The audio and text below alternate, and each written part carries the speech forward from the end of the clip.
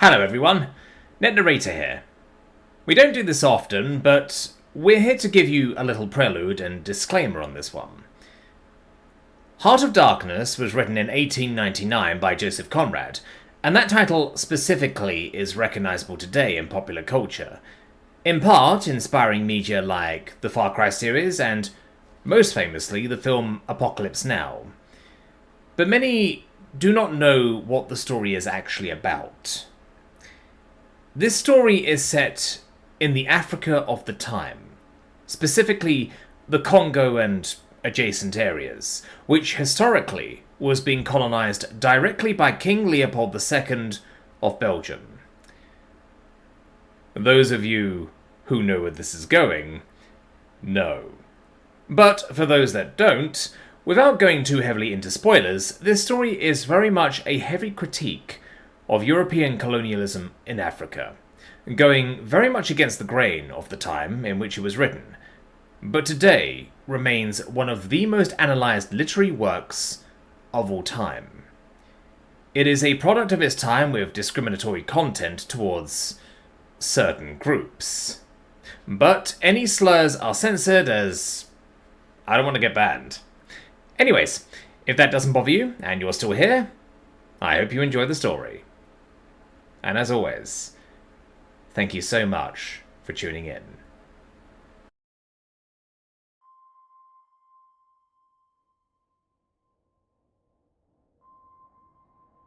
Heart of Darkness by Joseph Conrad. 1. The Nelly, a cruising yawl, swung to her anchor without a flutter of the sails, and was at rest. The flood had made, the wind was nearly calm, and being bound down the river, the only thing for it was to come to and wait for the turn of the tide. The sea reach of the Thames stretched before us like the beginning of an interminable waterway. In the offing the sea and the sky were welded together without a joint, and in the luminous space the tan sails of the barges, drifting up with the tide, seemed to stand still in red clusters of canvas, sharply peaked, with gleams of varnished sprits. A haze rested on the low shores that ran out to sea in vanishing flatness. The air was dark above Gravesend, and farther back still seemed condensed into a mournful gloom, brooding motionless over the biggest and the greatest town on earth. The director of companies was our captain and our host. We four affectionately watched his back as he stood in the bows looking to seaward. On the whole river, there was nothing that looked half so nautical. He resembled a pilot, which to a seaman is trustworthiness personified. It was difficult to realize his work was not out there in the luminous estuary, but behind him, within the brooding gloom. Between us there was, as I have already said somewhere, the bond of the sea. Besides holding our hearts together through long periods of separation, it had the effect of making us tolerant of each other's yarns, and even convictions.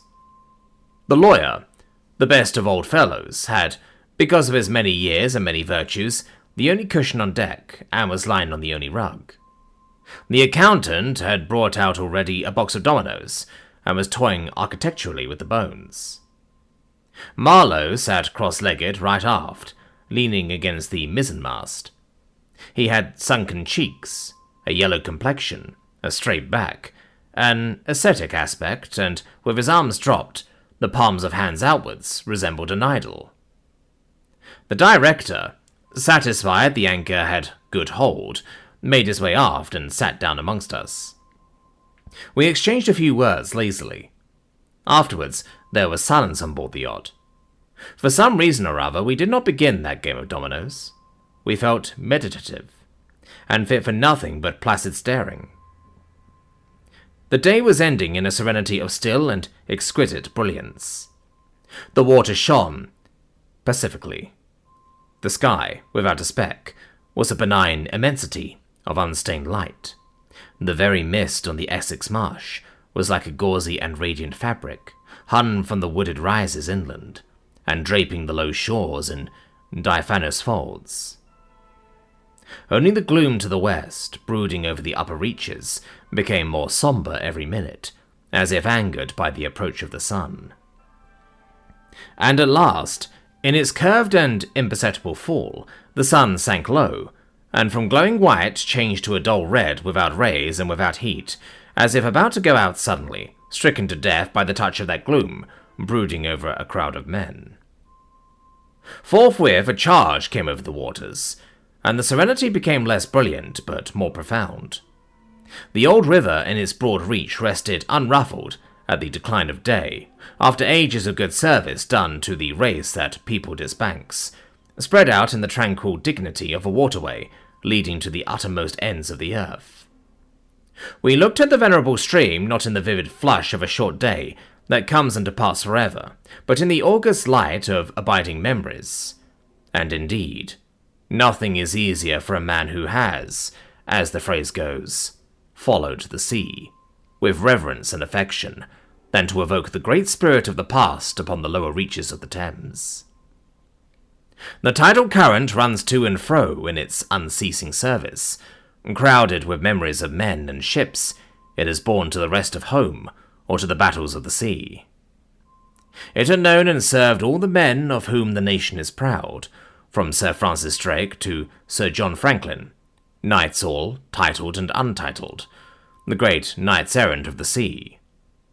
It had borne all the ships whose names are like jewels flashing in the night of time, from the Golden Hind, returning with her rotund flanks full of treasure, to be visited by the Queen's Highness, and thus pass out of the gigantic tail, to the Erebus and Terror, bound on other conquests, and that never returned. It had known the ships and the men.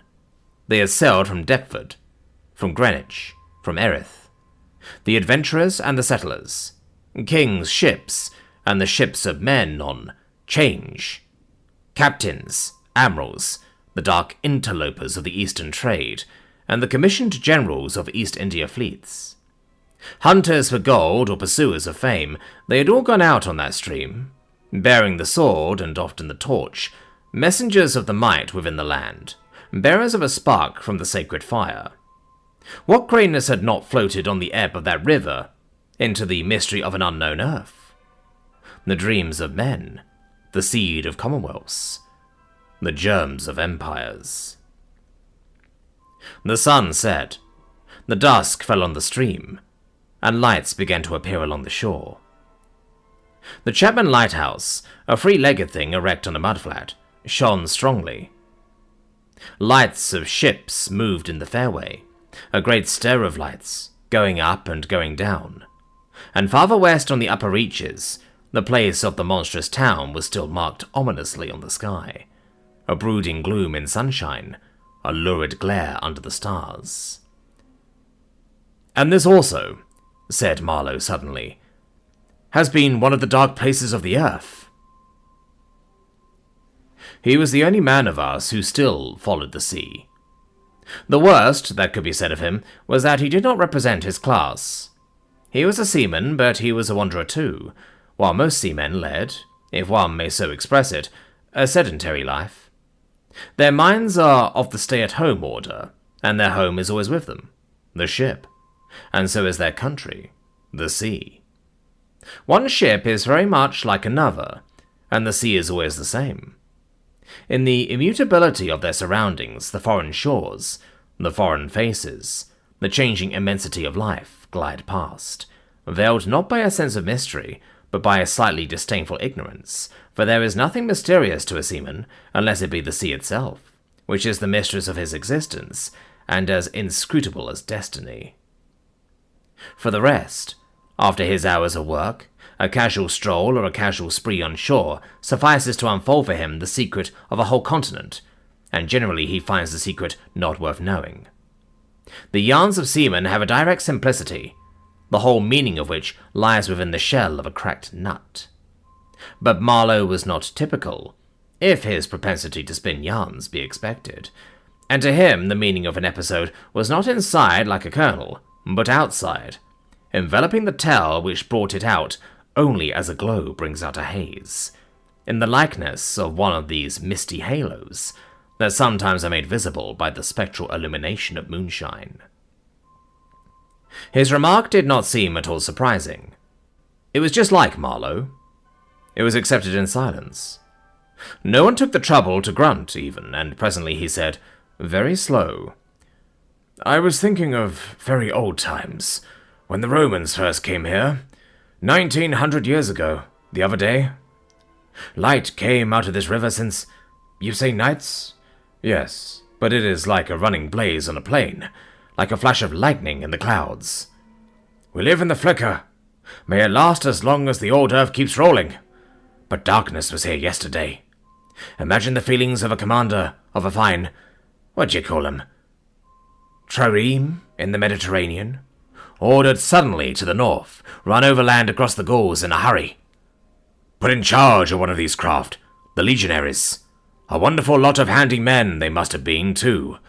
Used to build, apparently by the 100 in a month or two, if we may believe what we read.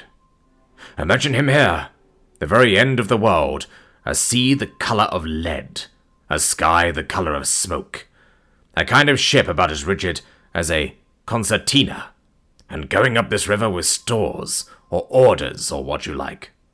Sandbanks, marshes, forests, savages. Precious little to eat, fit for a civilized man. Nothing but Thames water to drink. No Falernian wine here, no going ashore. Here and there a military camp lost in a wilderness, like a needle in a bundle of hay. Cold, fog, tempests, disease, exile, and death. Death, skulking in the air, in the water, in the bush. They must have been dying like flies here. Oh, yes, he did it. Did it very well, too, no doubt, and without thinking much about it either, except afterwards to brag of what he had gone through in his time, perhaps. There were men enough to face the darkness, and perhaps he was cheered by keeping his eye on a chance of promotion to the fleet at Ravenna by and by, if he had good friends in Rome and survived the awful climate. Or think of a decent young citizen in a toga, perhaps too much dice, you know, coming out here in the train of some prefect, or tax gatherer, or trader even, to mend his fortunes. Land in a swamp, march through the woods, and in some inland post feel the savagery, the utter savagery, had closed round him. All that mysterious life of the wilderness that stirs in the forest, in the jungles, in the hearts of wild men. There's no initiation either into such mysteries. He has to live in the midst of the incomprehensible, which is also detestable. And it has a fascination, too, that goes to work upon him. The fascination of the abomination. You know, imagine the growing regrets, the longing to escape, the powerless disgust, the surrender, the hate. He paused. Mind, he began again, lifting one arm from the elbow, the palm of the hand outwards so that, with his legs folded before him, he had the pose of a Buddha preaching in European clothes, and without a lotus flower. Mind, none of us would feel exactly like this. What saves us is efficiency, the devotion to efficiency. But these chaps were not much account, really. There were no colonists. Their administration was merely a squeeze and nothing more, I suspect. They were conquerors, and for that you want only brute force. Nothing to boast of, when you have it, since your strength is just an accident arising from the weakness of others. They grabbed what they could get for the sake of what was to be got. It was just robbery with violence, aggravated murder on a great scale, and men going at it blind, as is very proper for those who tackle a darkness. The conquest of the earth, which mostly means the taking it away from those who have a different complexion or slightly flatter noses than ourselves, is not a pretty thing when you look into it too much. What redeems it is the idea only. An idea at the back of it. Not a sentimental pretense, but an idea. And an unselfish belief in the idea. Something you can set up and bow down before, and offer a sacrifice to. He broke off. Flames glided in the river. Small green flames, red flames, white flames, pursuing, overtaking, joining, crossing each other, then separating slowly or hastily. The traffic of the great city went on in the deepening night, upon the sleepless river. We looked on, waiting patiently. There was nothing else to do till the end of the flood, but it was only after a long silence when he said, in a hesitating voice, "I suppose you fellows remember, I did once turn freshwater sailor for a bit."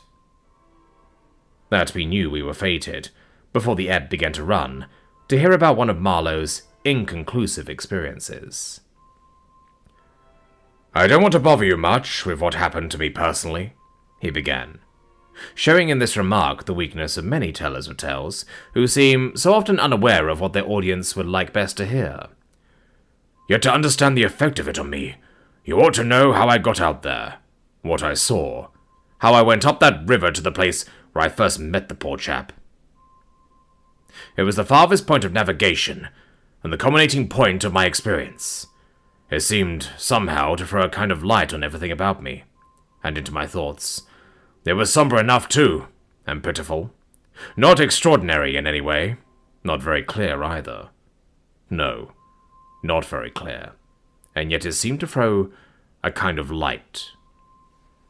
I had then, as you remember, just returned to London after a lot of Indian Ocean, Pacific, China Seas, a regular dose of the East, 6 years or so, and I was loafing about, hindering you fellows in your work and invading your homes, just as though I had got a heavenly mission to civilize you. I was very fine for a time, but after a bit I did get tired of resting. Then I began to look for a ship. I should think the hardest work on Earth. But the ships wouldn't even look at me, and I got tired of that game too. Now, when I was a little chap, I had a passion for maps. I would look for hours at South America, or Africa, or Australia, and lose myself in all the glories of exploration.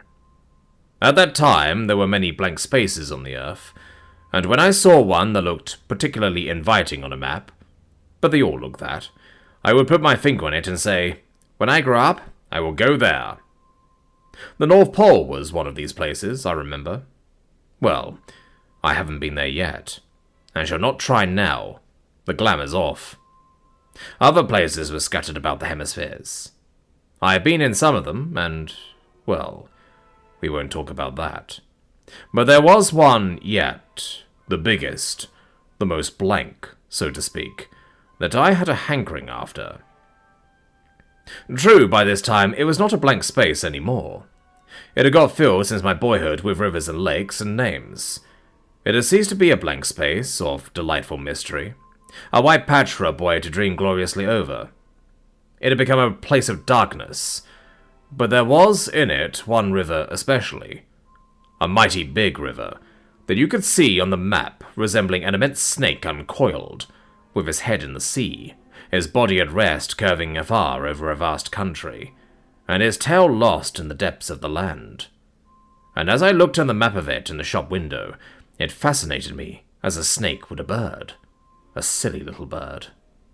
Then I remembered there was a big concern, a company for trade on that river. Dash it all, I thought to myself. They can't trade without using some kind of craft on that lot of fresh water. Steamboats! Why shouldn't I try to get charge of one? I went on along Fleet Street, but could not shake off the idea. The snake had charmed me. You understand it was a continental concern, that trading society, but I have a lot of relations living on the continent, because it's cheap and not so nasty as it looks, they say. I am sorry to own I began to worry them. This was already a fresh departure for me. I was not used to get things that way, you know. I always went my own road and on my own legs where I had a mind to go. I wouldn't have believed it of myself, but then, you see, I felt somehow I must get there by hook or by crook. So I worried them. The men said, "My dear fellow," and did nothing. Then, would you believe it, I tried the women. Hi, Charlie Marlowe sent the women to work, to get a job. Heavens! Well, you see, the notion drove me. I had an aunt, a dear, enthusiastic soul. She wrote, "It will be delightful. I am ready to do anything for you. It is a glorious idea. I know the wife of a very high personage in the administration, and also a man who has lots of influence with," etc. She was determined to make no end of fuss to get me appointed skipper of a river steamboat, if such was my fancy. I got my appointment, of course, and I got it very quick. It appears the company had received news that one of their captains had been killed in a scuffle with the natives. This was my chance, and it made me the more anxious to go. It was only months and months afterwards, when I made the attempt to recover what was left of the body, that I heard the original quarrel arose from a misunderstanding about some hens. Yes, 2 black hens. Frensleben, that was the fellow's name, a Dane, thought himself wrong somehow in the bargain, so he went ashore and started to hammer the chief of the village with a stick. Oh, it didn't surprise me in the least to hear this. And at the same time to be told that Frensleben was the gentlest, quietest creature that ever walked on 2 legs. No doubt he was, but he had been a couple of years already out there, engaged in the noble cause, you know, and he probably felt the need, at last, of asserting his self-respect in some way. Therefore he whacked the old mercilessly, while a big crowd of his people watched him, thunderstruck, till some man, I was told the chief's son, in desperation at hearing the old chap yell, made a tentative jab with a spear at the white man, and of course it went quite easily between the shoulder blades. Then the whole population cleared into the forest, expecting all kinds of calamities to happen, while, on the other hand, the steamer Frensleben commanded left also in a blind panic, in charge of the engineer, I believe. Afterwards, nobody seemed to trouble much about Frensleben's remains, till I got out and stepped into his shoes. I couldn't let it rest, though, but when an opportunity offered at last to meet my predecessor, the grass growing through his ribs was tall enough to hide his bones. They were all there. The supernatural being had not been touched after he fell, and the village was deserted, the huts gaped black, rotting, all askew within the fallen enclosures. A calamity had come to it, sure enough. The people had vanished. Mad terror had scattered them, men, women, and children, through the bush, and they had never returned. What became of the hens, I don't know either. I should think the cause of progress got them, anyhow. However, through this glorious affair, I got my appointment, before I had fairly begun to hope for it. I flew around like mad to get ready, and before 48 hours I was crossing the channel to show myself to my employers and sign the contract. In a very few hours I arrived in a city that always makes me think of a whited sepulchre. Prejudice, no doubt. I had no difficulty in finding the company's offices. It was the biggest thing in the town, and everybody I met was full of it. They were going to run an overseas empire and made no end of coin by trade. A narrow and deserted street in deep shadow, high houses, innumerable windows with Venetian blinds, a dead silence, grass sprouting right and left, immense double door standing ponderously ajar. I slipped through one of these cracks, went up a swept and ungarnished staircase, as arid as a desert, and opened the first door I came to. 2 women, one fat and the other slim, sat on straw-bottomed chairs knitting black wool. The slim one got up and walked straight at me, still knitting with downcast eyes, and only just as I began to think of getting out of her way, as you would for a somnambulist, stood still and looked up. Her dress was as plain as an umbrella cover, and she turned round without a word, and preceded me into a waiting room. I gave my name and looked about. Deal table in the middle, plain chairs all round the walls, on one end a large shining map marked with all the colours of a rainbow. There was a vast amount of red, good to see at any time, because one knows that some real work is done in there, a deuce of a lot of blue, a little green, smears of orange, and on the east coast a purple patch to show where the jolly pioneers of progress drink the jolly lager beer. However, I wasn't going into any of these. I was going into the yellow, dead in the centre, and the river was there, fascinating, deadly, like a snake. Ugh! A door opened. A white-haired, secretarial head, but wearing a compassionate expression, appeared, and a skinny forefinger beckoned me into the sanctuary. Its light was dim, and a heavy writing desk squatted in the middle. From behind that structure came out an impression of pale plumpness in a frock coat. The great man himself.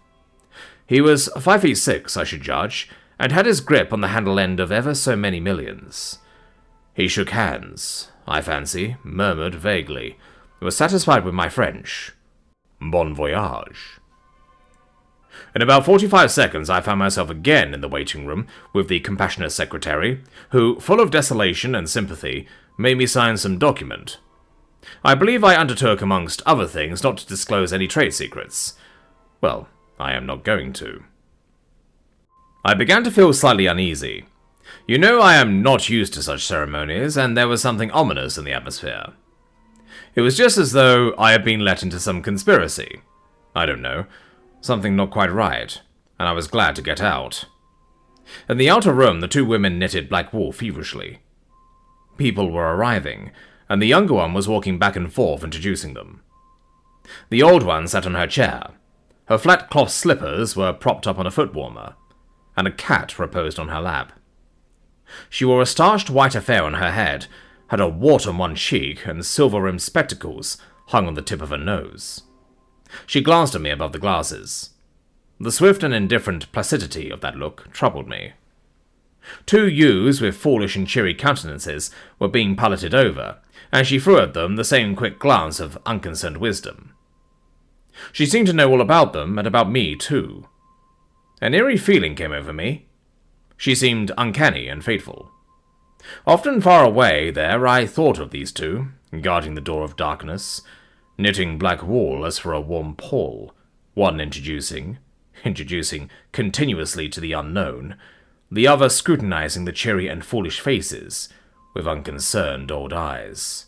Harvey, old knitter of black wool, moriciri te salutant. Not many of those she looked at ever saw her again. Not half, by a long way. There was yet a visit to the doctor.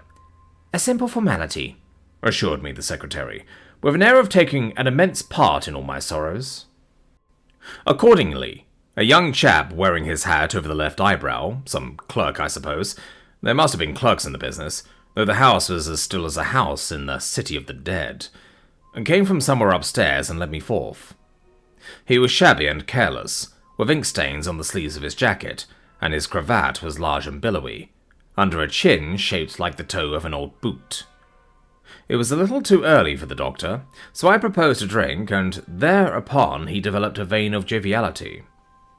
As we sat over our vermouths, he glorified the company's business, and by I expressed casually my surprise at him not going out there. He became very cool and collected all at once. "I am not such a fool as I look," quoth Plato to his disciples, he said, sententiously, emptied his glass with great resolution, and we rose. The old doctor felt my pulse, evidently thinking of something else the while. Good for there," he mumbled, and then, with a certain eagerness, asked me whether I would let him measure my head. Rather surprised, I said yes, when he produced a thing like calipers and got the dimensions back and front and every way, and taking notes carefully. He was an unshaven little man in a threadbare coat like a gabardine, with his feet in slippers, and I thought him a harmless fool. "I always ask leave, in the interests of science, to measure the crania of those going out there," he said. "And when they come back too?" I asked. "Oh, I never see them," he remarked. "And, moreover, the changes take place inside, you know." He smiled, as if at some quiet joke. "So, you're going out there. Famous. Interesting, too." He gave me a searching glance and made another note. "Ever any madness in your family?" he asked, in a matter-of-fact tone. I felt very annoyed. "Is that question in the interest of science, too?" "It would be," he said, without taking notice of my irritation. "Interesting for science to watch the mental changes of individuals on the spot, but—" "Are you an alienist?" I interrupted.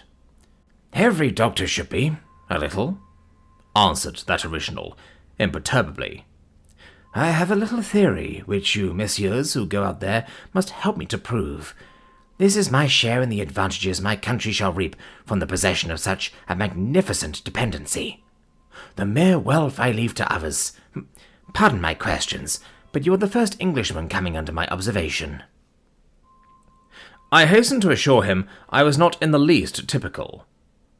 "If I were," said I wouldn't be talking like this with you." "What you say is rather profound and probably erroneous," he said with a laugh. "Avoid irritation more than exposure to the sun. Adieu. How do you English say, eh? Goodbye. Goodbye. Adieu. In the tropics, one must before everything keep calm." He lifted a warning forefinger.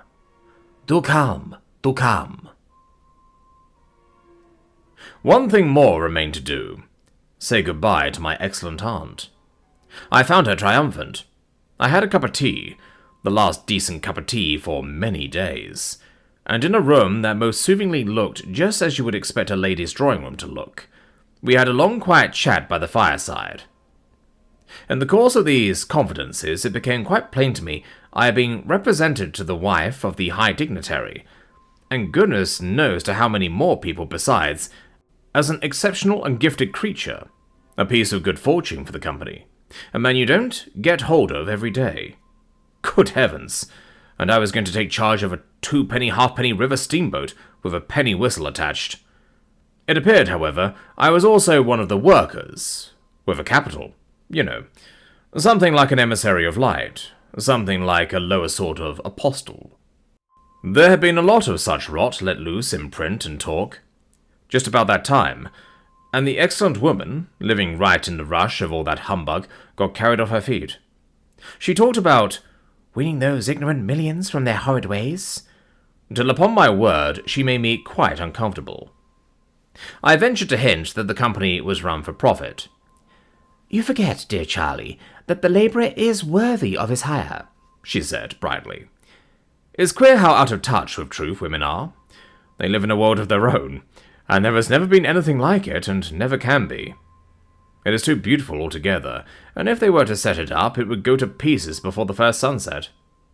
Some confounded fact we men have been living contentedly with, ever since the day of creation, would start up and knock the whole thing over." After this, I got embraced, told to wear flannel, be sure to write often, and so on, and I left. In the street, I don't know why, a queer feeling came to me that I was an impostor. Odd thing that I, who used to clear out for any part of the world at 24 hours' notice, with less thought than most men give to the crossing of a street, had a moment, I won't say of hesitation, but of startled pause, before this commonplace affair. The best way I can explain it to you is by saying that, for a second or two, I felt as though, instead of going to the center of a continent, I were about to set off for the center of the earth. I left in a French steamer, and she called in every blamed port they have out there for, as far as I could see, the sole purpose of landing soldiers and custom house officers. I watched the coast. Watching a coast as it slips by the ship is like thinking about an enigma. There it is before you, smiling, frowning, inviting, grand, mean, insipid or savage, and always mute with an air of whispering, "Come and find out." This one was almost featureless, as if still in the making, with an aspect of monotonous grimness.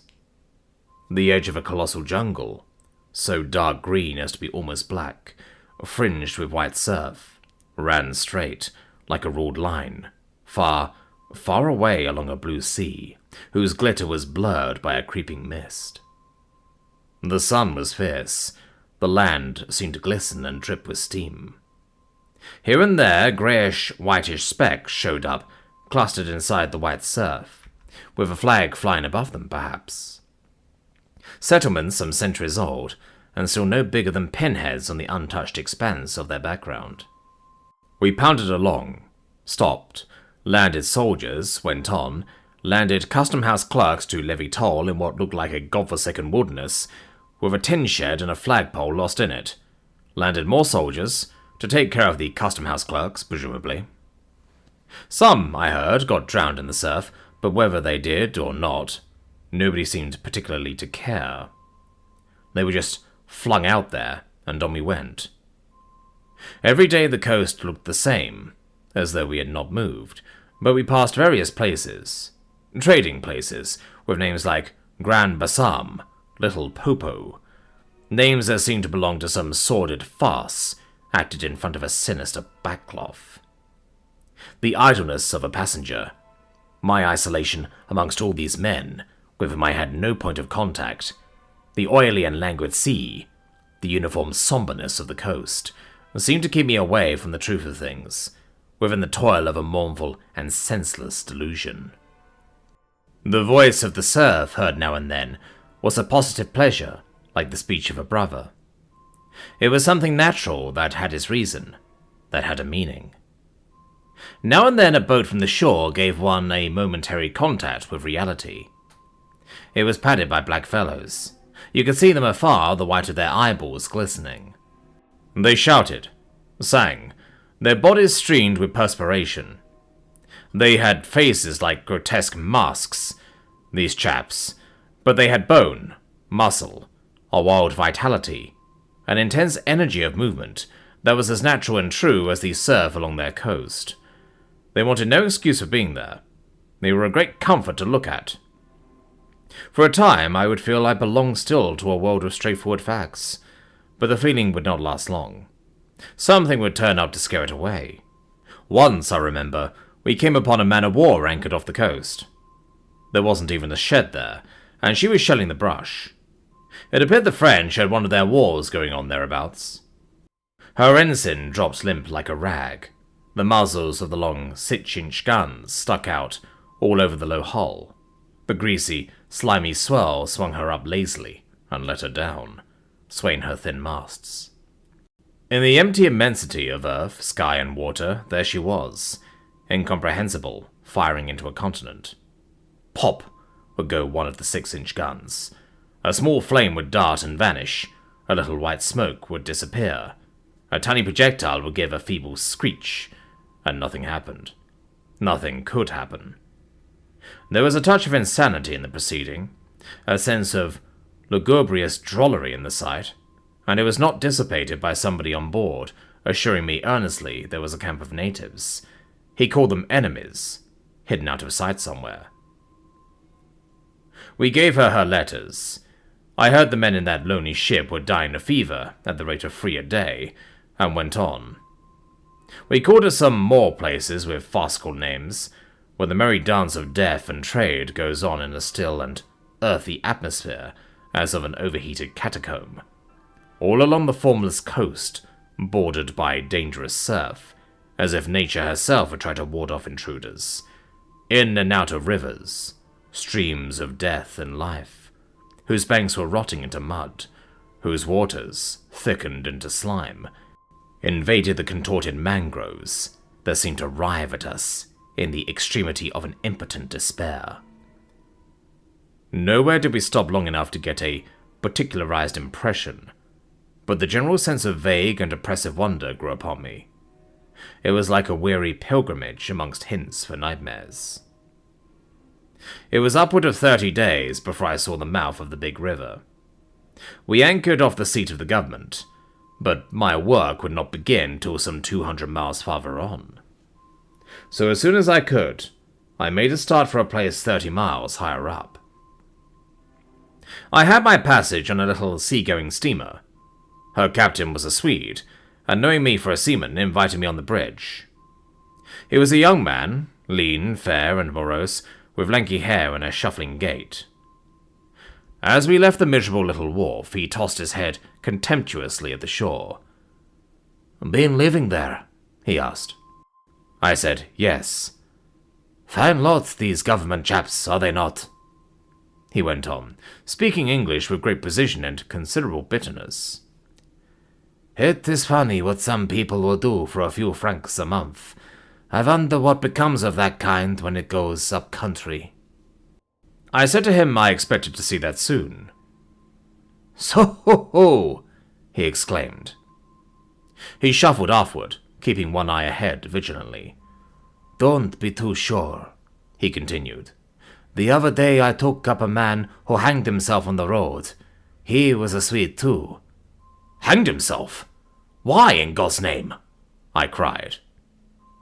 He kept on looking out, watchfully. Who knows? The sun too much for him, or the country, perhaps. At last we opened a reach.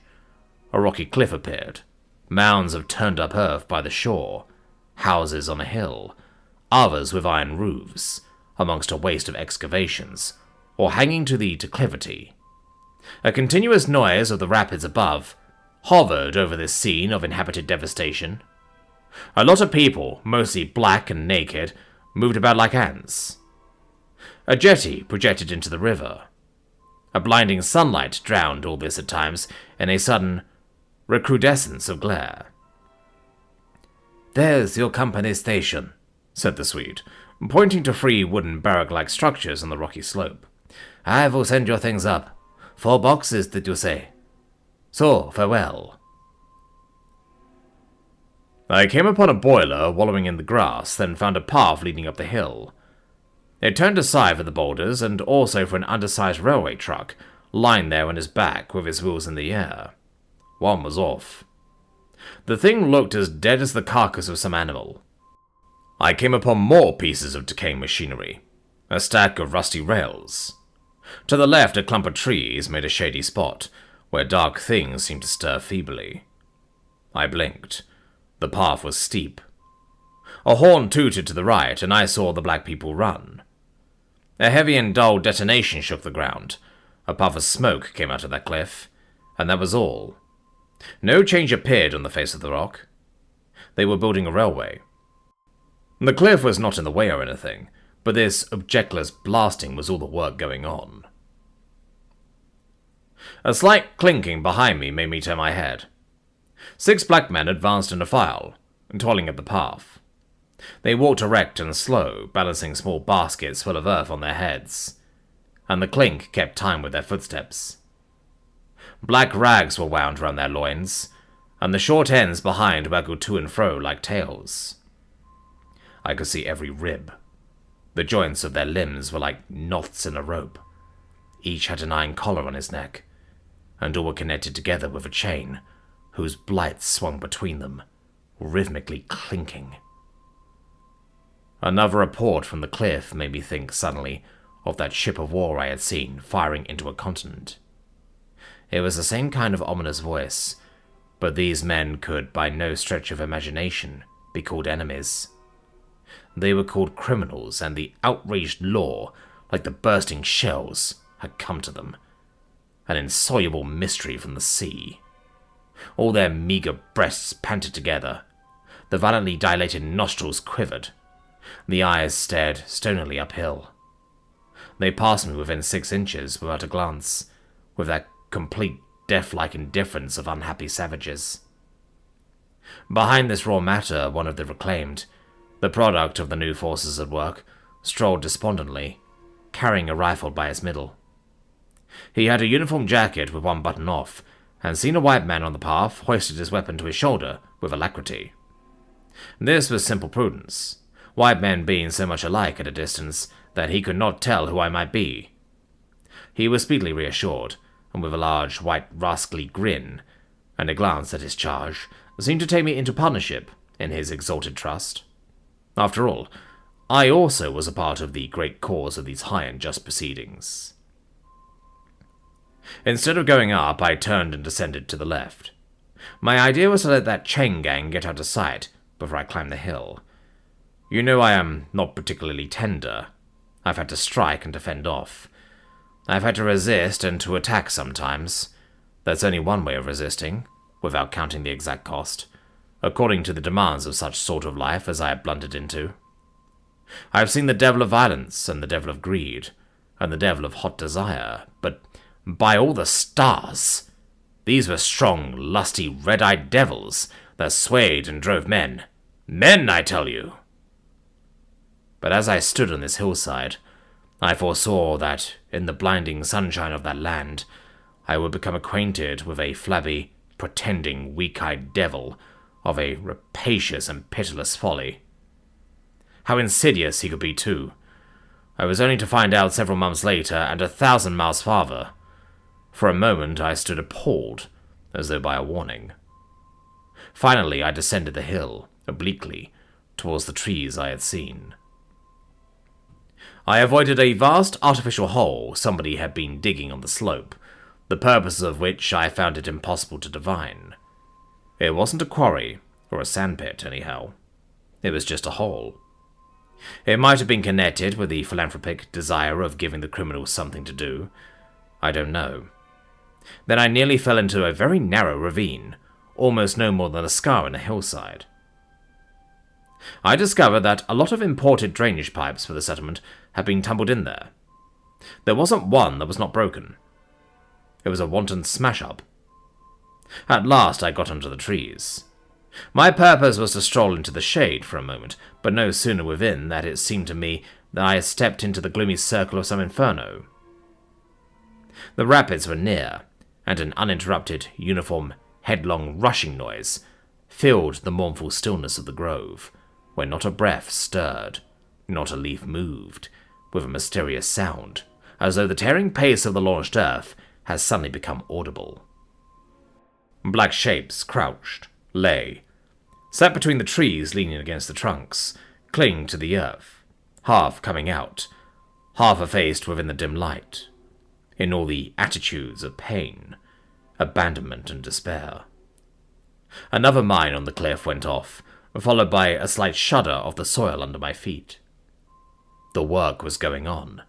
The work! And this was the place where some of the helpers had withdrawn to die.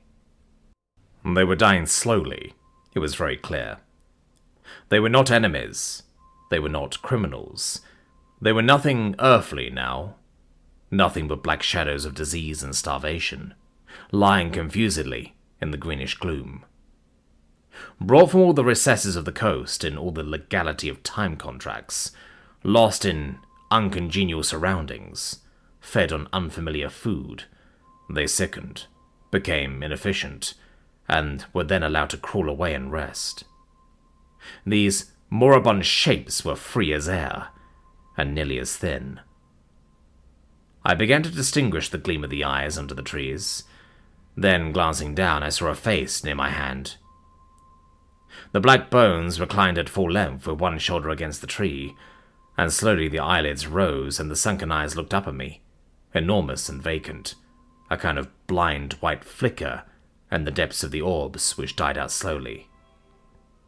The man seemed young, almost a boy, but with them it's hard to tell. I found nothing else to do but to offer him one of my good sweet ship's biscuits I had in my pocket. The fingers closed slowly on it and held. There was no other movement, and no other glance. He had tied a bit of white worsted round his neck. Why? Where did he get it? Was it a badge? An ornament? A charm? A propitiatory act? Was there any idea at all connected with it? It looked startling round his black neck, this bit of white thread from beyond the seas. Near the same tree, 2 more bundles of acute angles sat with their legs drawn up. One, with his chin propped on his knees, stared at nothing, in an intolerable and appalling manner. His brother Phantom rested his forehead, as if overcome with a great weariness, and all about others were scattered in every pose of contorted collapse, as in some picture of a massacre or a pestilence. While I stood horror-struck, one of these creatures rose to his hands and knees, and went off on all fours towards the river to drink. He leapt out of his hand, then sat up in the sunlight, crossing his shins in front of him, and after a time let his woolly head fall on his breastbone. I didn't want any more loitering in the shade, and I made haste towards the station. When near the buildings I met a white man, in such an unexpected elegance of get-up that in the first moment I took him for a sort of vision. I saw a high starched collar, white cuffs, a light alpaca jacket, snowy trousers, a clean necktie, and varnished boots. No hat. Hair parted, brushed, oiled, under a green-lined parasol held in a big white hand. He was amazing, and had a penholder behind his ear. I shook hands with this miracle, and I learned he was the company's chief accountant, and that all the bookkeeping was done at this station. He had come out for a moment, he said, to get a breath of fresh air. The expression sounded wonderfully odd, with a suggestion of sedentary desk life. I wouldn't have mentioned the fellow to you at all, only it was from his lips that I first heard the name of the man who was so indissolubly connected with the memories of that time. Moreover, I respected the fellow. Yes, I respected his collars, his vast cuffs, his brushed hair. His appearance was certainly that of a hairdresser's dummy, but in the great demoralization of the land he kept up his appearance. That's backbone. His starched collars and got-up shirt fronts were achievements of character. He had been out nearly 3 years, and later I could not help asking him how he had managed to sport such linen. He had just the faintest blush, and said modestly, "I have been teaching one of the native women about the station. It was difficult. She had a distaste for the work." Thus this man had verily accomplished something, and he was devoted to his books, which were in apple pie order. Everything else in the station was in a muddle. Heads, things, buildings. Strings of dusty with splay feet arrived and departed.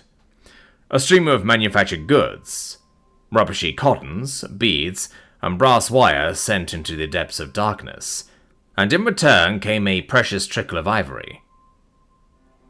I had to wait in the station for 10 days, an eternity. I lived in a hut in the yard, but to be out of the chaos, I would sometimes get into the accountant's office. It was built of horizontal planks and so badly put together that, as he bent over his high desk, he was barred from neck to heels with narrow strips of sunlight. There was no need to open the big shutter to see. It was hot there, too. Big flies buzzed fiendishly and did not sting, but stabbed.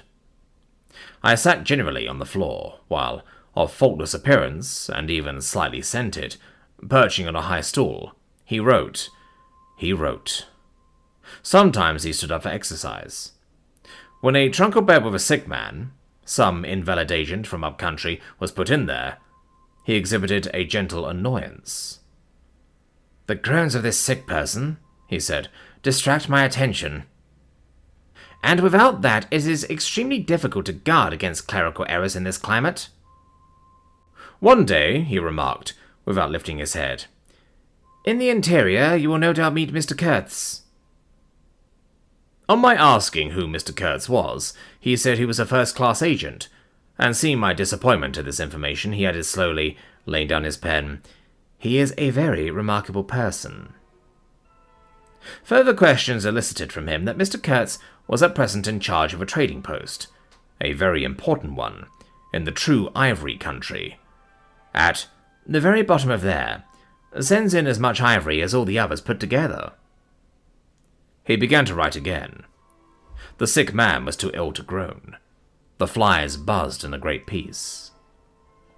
Suddenly there was a growing murmur of voices, and a great trampling of feet. A caravan had come in.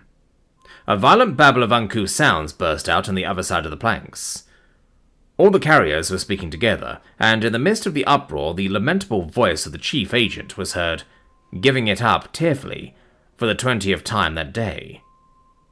He rose slowly. "What a frightful row," he said. He crossed the room gently to look at the sick man, and, returning, said to me, "He does not hear."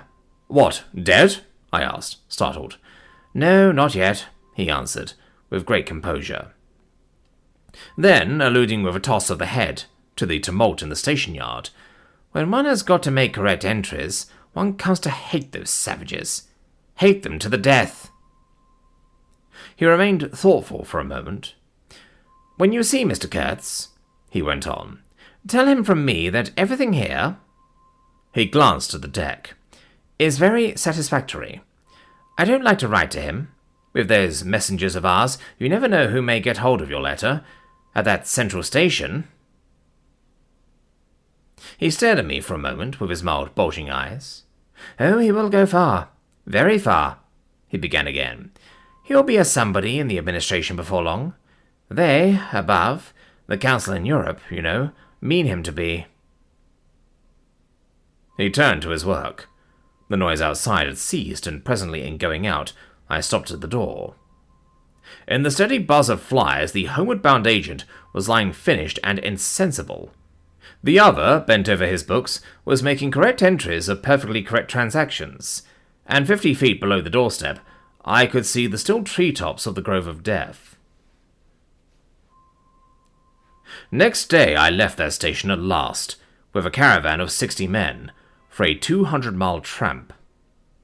No use telling you much about that. Paths everywhere. A stamped-in network of paths spreading over the empty land, through the long grass, through burnt grass, through thickets, down and up chilly ravines, up and down stony hills ablaze with heat, and to solitude. A solitude. Nobody. Not a hut. The population had cleared out a long time ago. Well, if a lot of mysterious armed with all kinds of fearful weapons, suddenly took to travelling on the road between Deal and Gravesend, catching the yokels right and left to carry heavy loads for them, I fancy every farm and cottage thereabouts will get empty very soon. Only here the dwellings were gone too. Still, I passed through several abandoned villages. There's something pathetically childish in the ruins of grass walls.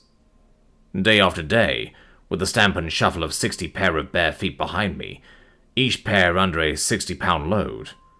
Cab, cook, sleep, strike camp, march. Now and then a carrier dead in harness, at rest in the long grass near the path, with an empty water gourd and his long staff lying by his side. A great silence around and above. Perhaps on some quiet night the tremor of far-off drums, sinking, swelling, a tremor vast, faint, a sound weird, appealing, suggestive and wild, and perhaps with as profound a meaning as the sound of bells in a Christian country. Once a white man in an unbuttoned uniform, camping on the path with an armed escort of lank Zanzibaris, very hospitable and festive, not to say drunk, was looking after the upkeep of the road. He declared, "Can't say I saw any road or any upkeep, unless the body of a middle-aged with a bullet hole in the forehead, upon which I absolutely stumbled 3 miles farther on, may be considered as a permanent improvement." I had a white companion too, not a bad chap, but rather too fleshy and with the exasperating habit of fainting on the hot hillsides, miles away from the least bit of shade and water. Annoying, you know, to hold your own coat like a parasol over a man's head while he is coming to. I couldn't help asking him once what he meant by coming there at all. "To make money, of course. What do you think?" he said scornfully. Then he got fever, and had to be carried in a hammock slung under a pole. As he weighed 16 stone, I had no end of rows with the carriers. They jibed, ran away, sneaked off with their loads in the night. Quite a mutiny. So one evening I made a speech in English with gestures, not one of which was lost to the 60 pairs of eyes before me, and the next morning I started the hammock off in front all right. An hour afterwards I came upon the whole concern wrecked in a bush. Man, hammock, groans, blankets, horrors. The heavy pole had skinned his poor nose. He was very anxious for me to kill somebody, but there wasn't the shadow of a carrier near. I remembered the old doctor. "It would be interesting for science to watch the mental changes of individuals on the spot." I felt I was becoming scientifically interesting. However, all that is to no purpose. On the 15th day I came in sight of the big river again, and hobbled into the central station. It was on a backwater surrounded by scrub and forest, with a pretty border of smelly mud on one side, and on the 3 others enclosed by a crazy fence of rushes. A neglected gap was all the gate it had, and the first glance at the place was enough to let you see the flabby devil was running that show. White men with long staves in their hands appeared languidly from amongst the buildings, strolling up to take a look at me, and then retired out of sight somewhere. One of them, a stout, excitable chap with black moustaches, informed me with great volubility and many digressions, as soon as I told him who I was, that my steamer was at the bottom of the river. I was thunderstruck. "What? How? Why?" "Oh, it was all right. The manager himself was there. All quite correct. Everybody had behaved splendidly. Splendidly. You must, he said in agitation, go and see the general manager at once. He is waiting. I did not see the real significance of that wreck at once. I fancy I see it now, but I am not sure. Not at all. Certainly the affair was too stupid, when I think of it, to be altogether natural. Still, but at the moment it presented itself simply as a confounded nuisance. The steamer was sunk. They had started 2 days before in a sudden hurry up the river, with the manager on board, in charge of some volunteer skipper, and before they had been out 3 hours they tore the bottom out of her on stones, and she sank near the south bank. I asked myself what I was to do there, now my boat was lost. As a matter of fact, I had plenty to do in fishing my command out of the river. I had to set about it the very next day. That, and the repairs when I brought the pieces to the station, took some months. My first interview with the manager was curious. He did not ask me to sit down after my 20-mile walk that morning. He was commonplace in complexion, in features, in manners, and in voice. He was of middle size and of ordinary build. His eyes, of the usual blue, were perhaps remarkably cold, and he certainly could make his glance fall on one, as trenchant and heavy as an axe. But even at these times the rest of his person seemed to disclaim the intention. Otherwise, there was only an indefinable, faint expression on his lips, something stealthy. A smile, not a smile. I remember it, but I can't explain it. It was unconscious, this smile was, though just after he had said something it got intensified for an instant. It came at the end of his speeches like a seal applied on the words to make the meaning of the commonest phrase appear absolutely inscrutable. He was a common trader, from his youth up employed in these parts, nothing more. He was obeyed, yet he inspired neither love nor fear, nor even respect. He inspired uneasiness. That was it. Uneasiness. Not a definite mistrust, just uneasiness. Nothing more. You have no idea how effective such a faculty can be. He had no genius for organizing, for initiative, or for order even. That was evident in such things as the deplorable state of the station. He had no learning and no intelligence. His position had come to him. Why? Perhaps because he was never ill. He has served 3 terms of 3 years out there. Because triumphant health in the general rout of constitutions is a kind of power in itself. When he went home on leave, he rioted on a large scale, pompously. Jack ashore, with a difference, in externals only. This one could gather from his casual talk. He originated nothing. He could keep the routine going. That's all. But he was great. He was great by this little thing that it was impossible to tell what could control such a man. He never gave that secret away. Perhaps there was nothing within him. Such a suspicion made one pause, for out there were no external checks.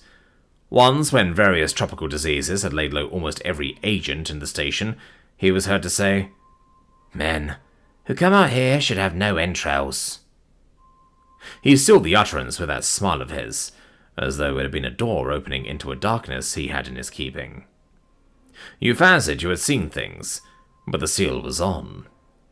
When annoyed at meal times by the constant quarrels of the white men about precedence, he ordered an immense round table to be made, for which a special house had to be built. This was the station's mess room. Where he sat was the first place. The rest were nowhere. One felt this to be his unalterable conviction. He was neither civil nor uncivil. He was quiet. He allowed his boy, an overfed young Nick from the coast, to treat the white men, under his very eyes, with provoking insolence. He began to speak as soon as he saw me. I had been very long on the road. He could not wait. Had to start without me. The upriver stations had to be relieved. There had been so many delays already that he did not know who was dead and who was alive, and how they got on, and so on and so on.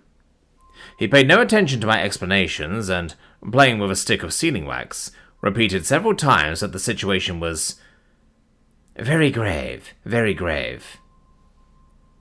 There were rumors that a very important station was in jeopardy, and his chief, Mr. Kurtz, was ill. Hoped it was not true. Mr. Kurtz was... I felt weary and irritable. Hang Kurtz, I thought. I interrupted him by saying I had heard of Mr. Kurtz on the coast. Ah, so they talk of him down there, he murmured to himself. Then he began again, assuring me Mr. Kurtz was the best agent he had, an exceptional man of the greatest importance to the company. Therefore, I could understand his anxiety. He was, he said, very, very uneasy. Suddenly he fidgeted on his chair a good deal, exclaimed, "Ah, Mr. Kurtz!" broke the stick of sealing wax, and seemed dumbfounded by the accident. Next thing he wanted to know how long it would take to... I interrupted him again. Being hungry, you know, and kept on my feet too, I was getting savage. "How can I tell?" I said. "I haven't even seen the wreck yet. Some months, no doubt." All this talk seemed to me so futile. "Some months," he said. "Well, let us say 3 months before we can make a start. Yes, that ought to do the affair." I flung out of his hut. He lived all alone in a clay hut with a sort of veranda, muttering to myself my opinion of him. He was a chattering idiot. Afterwards, I took it back when it was borne in upon me startlingly with what extreme nicety he had estimated the time requisite for the affair. I went to work the next day, turning, so to speak, my back on that station. In that way only, it seemed to me I could keep my hold on the redeeming facts of life. Still, one must look about sometimes, and then I saw this station, these men strolling aimlessly about in the sunshine of the yard. I asked myself sometimes what it all meant. They wandered here and there with their absurd long staves in their hands, like a lot of faithless pilgrims bewitched inside a rotten fence. The word ivory rang in the air, was whispered, was sighed. You would think they were praying to it. A taint of imbecile rapacity blew through it all, like a whiff from some corpse. By Jove, I've never seen anything so unreal in my life. And outside, the silent wilderness surrounding this cleared speck on the earth struck me as something great and invincible, like evil or truth, waiting patiently for the passing away of this fantastic invasion. Oh, these months. Well, never mind. Various things happened. One evening, a grass shed full of calico, cotton prints, bees, and I don't know what else, burst into a blaze so suddenly that you would have thought the earth had opened to let an avenging fire consume all that trash. I was smoking my pipe quietly by my dismantled steamer, and saw them all cutting capers in the light, with their arms lifted high, when the stout man with moustaches came tearing down to the river, a tin pail in his hand, assured me that everybody was behaving splendidly, dipped about a quart of water and tore back again. I noticed there was a hole in the bottom of his pail. I strolled up. There was no hurry. You see, the thing had gone off like a box of matches. It had been hopeless from the very first. The flame had leaped high, driven everybody back, lighted up everything, and collapsed. The shed was already a heap of embers, glowing fiercely. A Nick was being beaten nearby. They said he had caused the fire in some way. Be that as it may, he was screeching most horribly. I saw him later for several days, sitting in a bit of shade looking very sick, and trying to recover himself. Afterwards he arose and went out, and the wilderness, without a sound, took him into his bosom again. As I approached the glow from the dark, I found myself at the back of 2 men talking. I heard the name of Kurtz pronounced, then the words, "Take advantage of this unfortunate accident." One of the men was the manager. I wished him a good evening. "Did you ever see anything like it, eh? It is incredible," he said, and walked off. The other man remained. He was a first-class agent, young, gentlemanly, a bit reserved, with a forked little beard and a hooked nose. He was standoffish with the other agents, and they took on their side, said he was the manager's spy upon them. As to me, I had hardly ever spoken to him before. We got into talk, and by, we strolled away from the hissing ruins. Then he asked me to his room, which was in the main building of the station. He struck a match, and I perceived that this young aristocrat had not only a silver-mounted dressing case, but also a whole candle all to himself. Just at that time, the manager was the only man supposed to have any right to candles. Native mats covered the clay walls, a collection of spears, assegais, shields, knives was hung up in trophies. The business entrusted to this fellow was the making of bricks, so I had been informed, but there wasn't a fragment of a brick anywhere in the station, and he had been there more than a year, waiting. It seems he could not make bricks without something, I don't know what, straw maybe. Anyway, it could not be found there, and as it was not likely to be sent from Europe, it did not appear clear to me what he was waiting for. An act of special creation, perhaps. However, they were all waiting, all the 16 or 20 pilgrims of them, for something. And upon my word, it did not seem an uncongenial occupation from the way they took it, though the only thing that ever came to them was disease, as far as I could see. They beguiled the time by backbiting and intriguing against each other in a foolish kind of way. There was an air of plotting about their station, but nothing came of it, of course. It was as unreal as everything else, as the philanthropic pretense of the whole concern, as their talk, as their government, as their show of work. The only real feeling was a desire to get appointed to a trading post where ivory was to be had, so that they could earn percentages. They intrigued and slandered and hated each other only on that account. But as to effectually lifting a little finger, oh no. By heavens! There is something after all in the world allowing one man to steal a horse while another must not look at a halter. Steal a horse straight out. Very well, he has done it. Perhaps he can ride. But there was a way of looking at a halter that would provoke the most charitable of saints into a kick. I had no idea why he wanted to be sociable, but as we chatted in there, it suddenly occurred to me the fellow was trying to get at something. In fact, pumping me. He alluded constantly to Europe, to the people I was supposed to know there, putting leading questions as to my acquaintances in the sepulchral city, and so on. His little eyes glittered like mica discs with curiosity, though he tried to keep up a bit of superciliousness. At first I was astonished, but very soon I became awfully curious to see what he would find out from me. I couldn't possibly imagine what I had in me to make it worth his while. It was very pretty to see how he baffled himself, for in truth my body was full only of chills, and my head had nothing in it but that wretched steamboat business. It was evident he took me for a perfectly shameless prevaricator. At last he got angry, and to conceal a movement of furious annoyance, he yawned. I rose.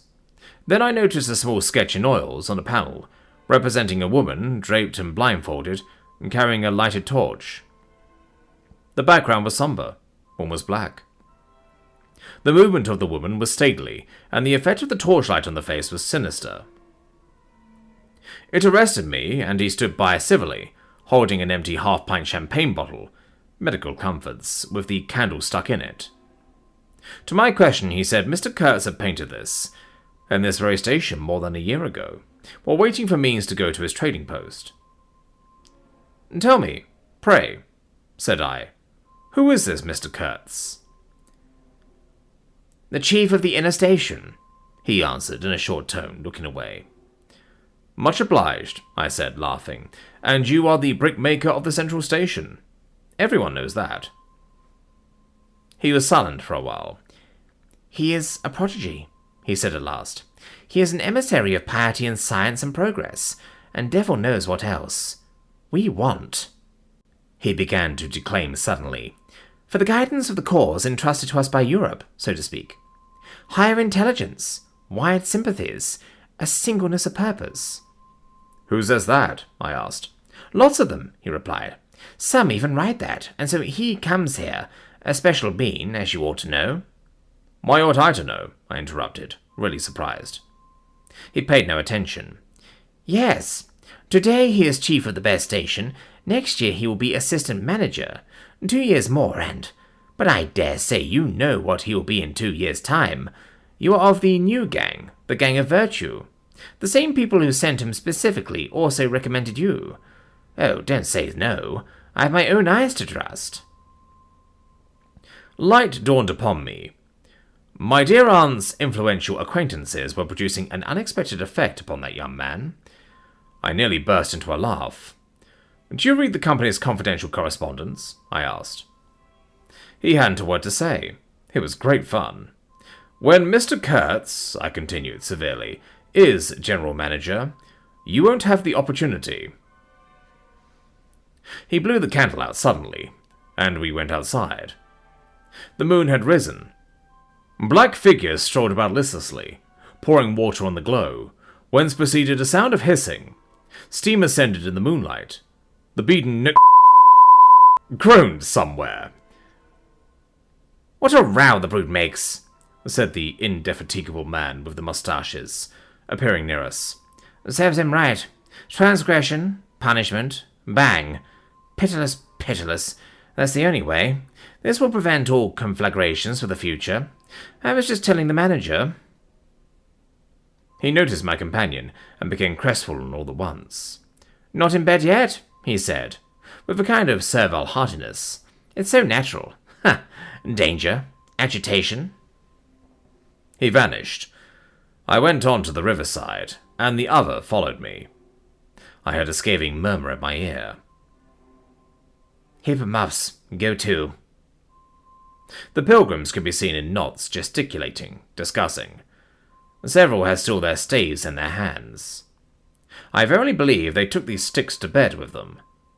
Beyond the fence, the forest stood up spectrally in the moonlight, and through that dim stir, through the faint sounds of that lamentable courtyard, the silence of the land went home to one's very heart. His mystery, his greatness, the amazing reality of his concealed life. The herd moaned feebly somewhere nearby, and then fetched a deep sigh that made me mend my pace away from there. I felt a hand introducing itself under my arm. My dear sir, said the fellow, I don't want to be misunderstood, and especially by you, who will see Mr. Kurtz long before I can have that pleasure. I wouldn't like him to get a false idea of my disposition. I let him run on, this papier-mâché Mephistopheles, and it seemed to me that if I tried, I could poke my forefinger through him, and would find nothing inside but a little loose dirt, maybe. He, don't you see, had been planning to be assistant manager by and by under the present man, and I could see that the coming of that Kurtz had upset them both not a little. He talked precipitately, and I did not try to stop him. I had my shoulders against the wreck of my steamer, hauled up on the slope like a carcass of some big river animal. The smell of mud, of primeval mud, by Jove, was in my nostrils. The high stillness of primeval forest was before my eyes.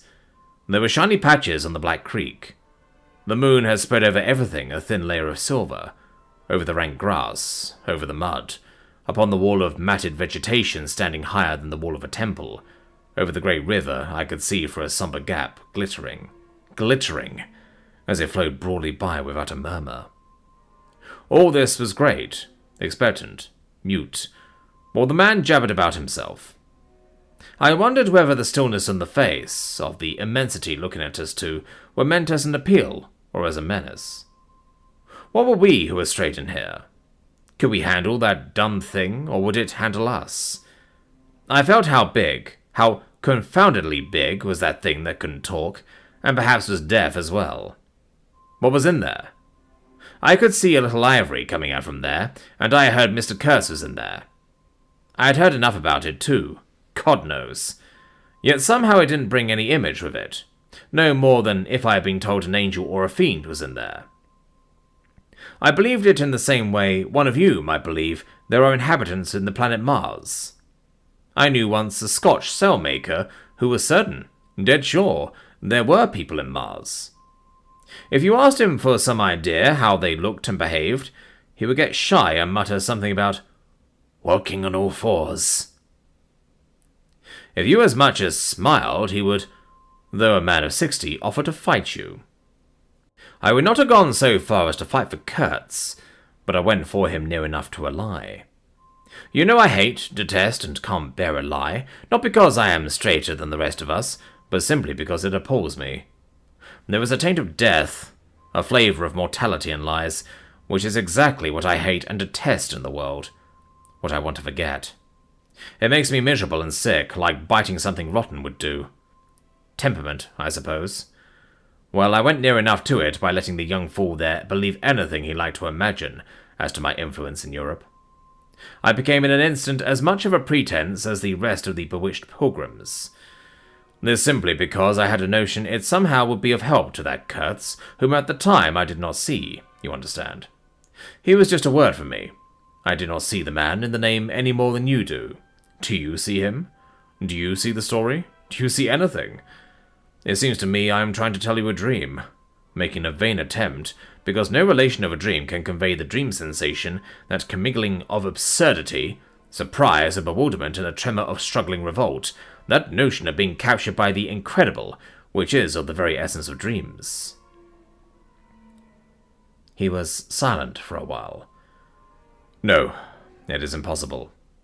It is impossible to convey the life sensation of any given epoch of one's existence, that which makes its truth, its meaning, its subtle and penetrating essence. It is impossible. We live as we dream, alone. He paused again as if reflecting, then added, Of course, in this you fellows see more than I could then. You see me, whom you know. It had become so pitch dark that we listeners could hardly see one another. For a long time already he, sitting apart, had been no more to us than a voice. There was not a word from anybody. The others might have been asleep, but I was awake. I listened. I listened on the watch for the sentence, for the word, that would give me the clue to the faint uneasiness inspired by this narrative that seemed to shape itself, without human lips, in the heavy night air of the river. Yes, I let him run on, Marlowe began again, and think what he pleased about the powers that were behind me. I did. And there was nothing behind me. There was nothing but that wretched, old, mangled steamboat I was leaning against, while he talked fluently about the necessity for every man to get on. And when one comes out here, you conceive, it is not to gaze at the moon. Mr. Kurtz was a universal genius, but even a genius would find it easier to work with adequate tools, intelligent men. He did not make bricks. Why, there was a physical impossibility in the way, as I was well aware, and if he did secretarial work some manager, it was because no sensible man rejects wantonly the confidence of his superiors. Did I see it? I saw it. What more did I want? What I really wanted was rivets, by heaven. Rivets!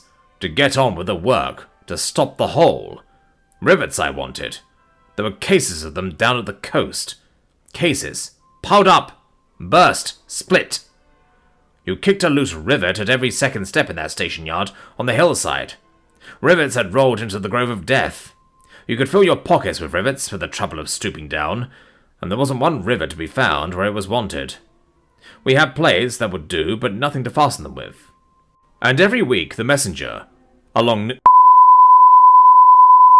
letter bag on shoulder and staff in hand, left our station for the coast. And several times a week a coast caravan came in with trade goods. Ghastly glazed calico that made you shudder only to look at it. Glass beads value about a penny a quart. Confounded spotted cotton handkerchiefs. And no rivets.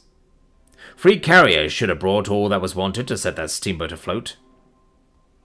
He was becoming confidential now, but I fancy my unresponsive attitude must have exasperated him at last, for he judged it necessary to inform me he feared neither God nor devil, let alone any mere man. I said I could see that very well, but what I wanted was a certain quantity of rivets, and rivets were what really Mr. Kurtz wanted, if he had only known it. Now letters went to the coast every week. "My dear sir," he cried, I write from dictation. I demanded rivets. There was a way for an intelligent man. He changed his manner, became very cold, and suddenly began to talk about a hippopotamus. Wondered whether sleeping on board the steamer. I stuck to my salvage night and day. I wasn't disturbed. There was an old hippo that had the bad habit of getting out on the bank and roaming at night over the station grounds. The pilgrims used to turn out in a body and empty every rifle they could lay hands on at him. Some even had sat up o' nights for him. All this energy was wasted, though. That animal has a charmed life, he said. But you can say this only of brutes in this country. No man, you apprehend me? No man here bears a charmed life. He stood there for a moment in the moonlight, with his delicate hooked nose set a little askew, and his meeker eyes glittering without a wink. Then, with a curt good night, he strode off. I could see he was disturbed and considerably puzzled, which made me feel more hopeful than I had been for days. It was a great comfort to turn from that chap to my influential friend, the battered, twisted, ruined tin-pot steamboat. I clambered on board. She ran under my feet like an empty Huntley and Palmer biscuit tin kicked along a gutter. She was nothing so solid in make, and rather less pretty in shape, but I had expended enough hard work on her to make me love her. No influential friend would have served me better. She had given me a chance to come out a bit, to find out what I could do. No, I don't like work. I'd rather laze about and think of all the fine things that can be done. I don't like work, no man does, but I like what is in the work, the chance to find yourself. Your own reality, for yourself, not for others, what no other man can ever know. They can only see the mere show, and never can tell what it really means. I was not surprised to see somebody sitting aft on the deck, with his legs dangling over the mud. You see, I rather chummed with the few mechanics there were in that station, whom the other pilgrims naturally despised on account of their imperfect manners, I suppose. This was the foreman, a boilermaker by trade, a good worker. He was a lank, bony, yellow-faced man with big, intense eyes. His aspect was worried, and his head was as bald as the palm of my hand, but his hair in falling seemed to have stuck to his chin, and had prospered in the new locality, for his beard hung down to his waist. He was a widower with 6 young children. He had left them in charge of a sister of his to come out there, and the passion of his life was pigeon flying. He was an enthusiast and a connoisseur. He would rave about pigeons. After work hours, he used sometimes to come over from his hut for a talk about his children and his pigeons. At work, when he had to crawl in the mud under the bottom of the steamboat, he would tie up that beard of his in the kind of white serviette he brought for the purpose. It had loops to go over his ears. In the evening, he could be seen squatted on the bank, rinsing that wrapper in the creek with great care, then spreading it solemnly on the bush to dry. I slapped him on the back and shouted, "We shall have rivets!" He scrambled to his feet, exclaiming, "No! Rivets!" as though he couldn't believe his ears. Then, in a low voice, "You, eh?" I don't know why we behaved like lunatics. I put my finger to the side of my nose and nodded mysteriously. "Good for you," he cried, snapped his fingers above his head, lifting one foot. I tried a jig. We capered on the iron deck. A frightful clatter came out of that hulk, and the virgin forest on the other bank of the creek sent it back in a thundering roll upon the sleeping station. It must have made some of the pilgrims sit up in their hovels. A dark figure obscured the lighted doorway of the manager's hut, vanished, then, a second or so after, the doorway itself vanished too. We stopped, and the silence driven away by the stamping of our feet flowed back again from the recesses of the land. The great wall of vegetation, an exuberant and entangled mass of trunks, branches, leaves, boughs, festoons, motionless in the moonlight, was like a rioting invasion of soundless life, a rolling wave of plants, piled up, crested, ready to topple over the creek, to sweep every little man of us out of his little existence. And it moved not. A deadened burst of mighty splashes and snorts reached us from afar, as though an Ichthyosaurus had been taking a bath of glitter in the great river. After all, said the Boilermaker in a reasonable tone, why shouldn't we get the rivets? Why not indeed? I do not know of any reason why we shouldn't. They'll come in 3 weeks, I said confidently. But they didn't. Instead of rivets, there came an invasion, an infliction, a visitation. It came in sections during the next 3 weeks, each section headed by a donkey carrying a white man in new clothes and tan shoes, bowing from that elevation right and left to the impressed pilgrims. A quarrelsome band of footsore sulking nick trod on the heels of the donkey. A lot of tents, camp stools, tin boxes, white cases, brown bells would be shot down in the courtyard, and the air of mystery would deepen a little over the muddle of the station. 5 such installments came, with their absurd air of disorderly flight, with the loot of innumerable outfit shops and provision stores that one would think they were lugging after a raid into the wilderness for equitable division. It was an inextricable mess of things, decent in themselves, but that human folly made look like the spoils of thieving.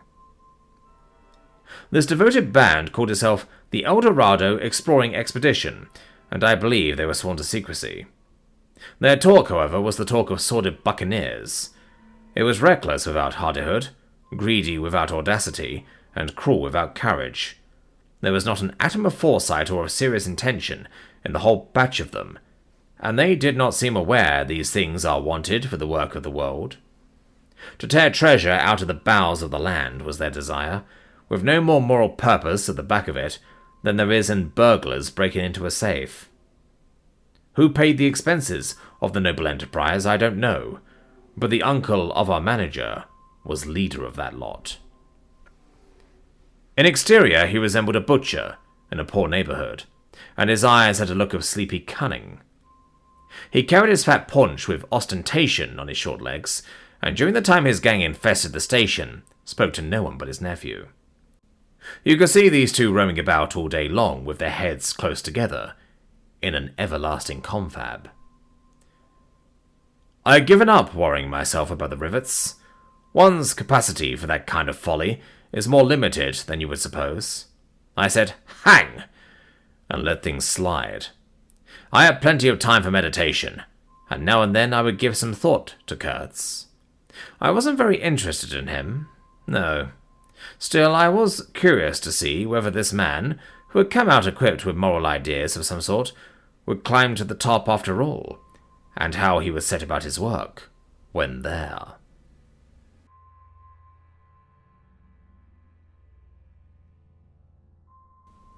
Two. One evening, as I was lying flat on the deck of my steamboat, I heard voices approaching, and there were the nephew and the uncle strolling along the bank. I laid my head on my arm again, and had nearly lost myself in a doze, when somebody said in my ear, as it were, "I am as harmless as a little child, but I don't like to be dictated to. Am I the manager, or am I not? I was ordered to send him there. It's incredible." I became aware that the two were standing on the shore alongside the forepart of the steamboat, just below my head. I did not move. It did not occur to me to move. I was sleepy. "It is unpleasant," grunted the uncle. "He has asked the administration to be sent there," said the other, "with the idea of showing what he could do, and I was instructed accordingly. Look at the influence that man must have. Is it not frightful?" They both agreed it was frightful, then made several bizarre remarks. "Make rain and fire weather, one man, the council, by the nose." Bits of absurd sentences that got the better of my drowsiness, so that I had pretty near the whole of my wits about me, when the uncle said, "The climate may do away with this difficulty for you. Is he alone there?" "Yes," answered the manager. "He sent his assistant down the river with a note to me in these terms. Clear this poor devil out of the country, and don't bother sending more of that sort. I'd rather be alone than have the kind of men you can dispose of with me." It was more than a year ago. Can you imagine such impudence? "Anything since then?" asked the other hoarsely. "Ivory," jerked the nephew. "Lots of it. Prime sort. Lots. Most annoying from him. And with that, questioned the heavy rumble. Invoice, was the reply fired out, so to speak. Then silence. They had been talking about Kurtz. I was brought awake by this time, but lying perfectly at ease, remained still, having no inducement to change my position. How did that ivory come all this way? Growled the elder man, who seemed very vexed. The other explained that it had come with a fleet of canoes in charge of an English half-caste clerk Kurtz had with him, that Kurtz had apparently intended to return himself, the station being by that time bare of goods and stores, but after coming 300 miles had suddenly decided to go back, which he started to do alone in a small dugout with 4 paddlers, leaving the half-caste to continue down the river with the ivory. The 2 fellows there seemed astounded at anybody attempting such a thing. They were at a loss for an adequate motive. As to me, I seemed to see Kurtz for the first time. It was a distinct glimpse. The dugout, 4 paddling savages, and the lone white man turning his back suddenly on the headquarters. On relief, on thoughts of home, perhaps. Setting his face towards the depths of the wilderness, towards his empty and desolate station. I did not know the motive. Perhaps he was just simply a fine fellow who stuck to his work for its own sake. His name, you understand, had not been pronounced once. He was that man. The half-caste, who, as far as I could see, had conducted a difficult trip with great prudence and pluck, was invariably alluded to as that scoundrel. The scoundrel had reported that the man had been very ill, had recovered imperfectly. The 2 below me moved away then a few paces and strolled back and forth for some distance. I heard, "Military post. Doctor. 200 miles. Quite alone now. Unavoidable delays. 9 months. No news. Strange rumors." They approached again, just as the manager was saying, "No one, as far as I know, unless a species of wandering trader, a pestilential fellow, snapping ivory from the natives." Who was it they were talking about now? I gathered in snatches that this was some man supposed to be in Kurt's district, and of whom the manager did not approve. "We will not be free from unfair competition till one of these fellows is hanged for an example," he said. "Certainly," grunted the other. "Get him hanged. Why not? Anything. Anything can be done in this country. That's what I say. Nobody here, you understand, here, can endanger your position. And why? You stand the climate. You outlast them all. The danger is in Europe, but there, before I left, I took care to—" They moved off and whispered, then their voices rose again. "The extraordinary series of delays is not my fault. I did my best." The fat man sighed. "Very sad." "And the pestiferous absurdity of his talk?" continued the other. "He bothered me enough when he was here. Each station should be like a beacon on the road towards better things. A centre for trade, of course, but also for humanizing, improving, instructing. Conceive you, that ass! And he wants to be manager? No, it's—" Here he got choked by excessive indignation, and I lifted my head the least bit. I was surprised to see how near they were, right under me. I could have spat upon their hats. They were looking on the ground, absorbed in thought. The manager was switching his leg with a slender twig, his sagacious relative lifting his head. "You have been well since you came out this time?" he asked. The other gave a start. "Who? I? Oh, like a charm. Like a charm. But the rest? Oh, my goodness. All sick. They die so quick, too, that I haven't the time to send them out of the country. It's incredible." Just so," grunted the uncle. "Ah, my boy. Trust to this, I say. Trust to this." I saw him extend his short flipper of an arm, for a gesture that took in the forest, the creek, the mud, the river, seemed to beckon with a dishonouring flourish before the sunlit face of the land a treacherous appeal to the lurking death, to the hidden evil, to the profound darkness of his heart. It was so startling that I leaped to my feet and looked back at the edge of the forest, as though I had expected an answer of some sort to that black display of confidence. You know the foolish nations that come to one sometimes? The high stillness confronted these 2 figures with its ominous patience, waiting for the passing away of a fantastic invasion. They swore aloud together, out of sheer fright, I believe, then, pretending not to know anything of my existence, turned back to the station. The sun was low, and leaning forward side by side they seemed to be tugging painfully uphill, their two ridiculous shadows of unequal length, that trailed behind them slowly over the tall grass, without bending a single blade. In a few days, the El Dorado expedition went into the patient wilderness, that closed upon it as the sea closes over a diver. Long afterwards, the news came that all the donkeys were dead. I know nothing as to the fate of the less valuable animals. They, no doubt, like the rest of us, found what they deserved. I did not inquire. I was then rather excited at the prospect of meeting Kurtz very soon. When I say very soon, I mean it comparatively. It was just 2 months from the day we left the creek, where we came to the bank below Kurtz's station. Going up that river was like travelling back to the earliest beginnings of the world, when vegetation rioted on the earth, and the big trees were kings. An empty stream, a great silence, an impenetrable forest. The air was warm, thick, heavy, sluggish. There was no joy in the brilliance of sunshine. The long stretches of the waterway ran on, deserted, into the gloom of overshadowed distances. On silvery sandbanks, hippos and alligators sunned themselves side by side. The broadening waters flowed through a mob of wooded islands. You lost your way on that river, as you would in a desert, and butted all day long against shoals, trying to find the channel, till you thought yourself bewitched and cut off forever from everything you had known once, somewhere, far away, in another existence, perhaps. There were moments when one's past came back to one, as it will sometimes when you have not a moment to spare for yourself, but it came in the shape of an unrestful and noisy dream, remembered with wonder amongst the overwhelming realities of this strange world of plants, and water, and silence. And this stillness of life did not in the least resemble a peace.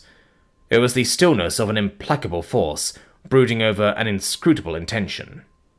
It looked at you with a vengeful aspect. I got used to it afterwards. I did not see it any more. I had no time. I had to keep guessing at the channel. I had to discern, mostly by inspiration, the signs of hidden banks. I watched for sunken stones. I was learning to clap my teeth smartly before my heart flew out, when I shaved by a fluke some infernal sly old snag that would have ripped the life out of the tin-pot steamboat and drowned all the pilgrims. I had to keep a lookout for the signs of dead wood we could cut up in the night for next day's steaming. When you have to attend to things of that sort, to the mere incidents of the surface, the reality, I tell you, fades. The inner truth is hidden, luckily. But I felt it all the same.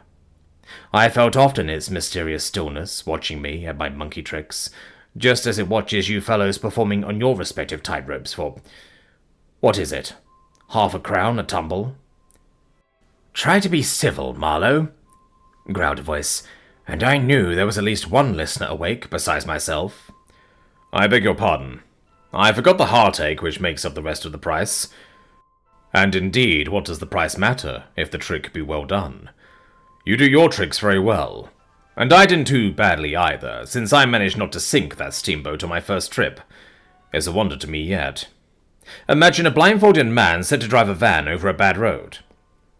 I sweated and shivered over that business considerably, I can tell you. After all, for a seaman to scrape the bottom of the thing that's supposed to float all the time under his care is the unpardonable sin. No one may know of it, but you never forget the thump, eh? A blow on the very heart. You remember it. You dream of it. You wake up at night and think of it, years after, and go hot and cold all over. I don't pretend to say that steamboat floated all the time. More than once you had to wade for a bit, with 20 cannibals splashing around and pushing. We had enlisted some of these chaps on the way for a crew. Fine fellows, cannibals, in their place. And they were men one could work with, and I am grateful to them. And, after all, they did not eat each other before my face. They had brought along a provision of hippo meat which went rotten, and made the mystery of the wilderness stink in my nostrils. Huh! I can sniff it now. I had the manager on board and 3 or 4 pilgrims with their staves, all complete.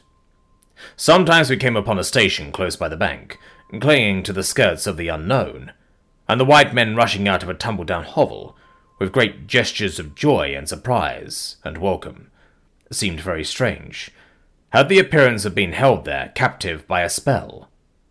The word ivory would ring in the air for a while, and on we went again into the silence, along empty reaches, round the still bends, between the high walls of our winding way, reverberating in hollow claps the ponderous beat of the stern wheel.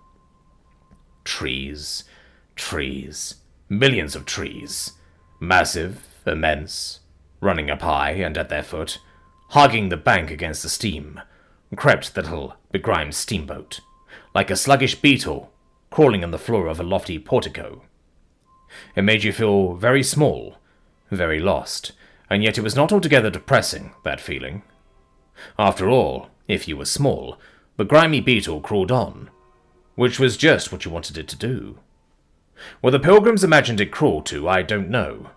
To some place where they expected to get something, I bet. For me, it crawled towards Kurtz, exclusively.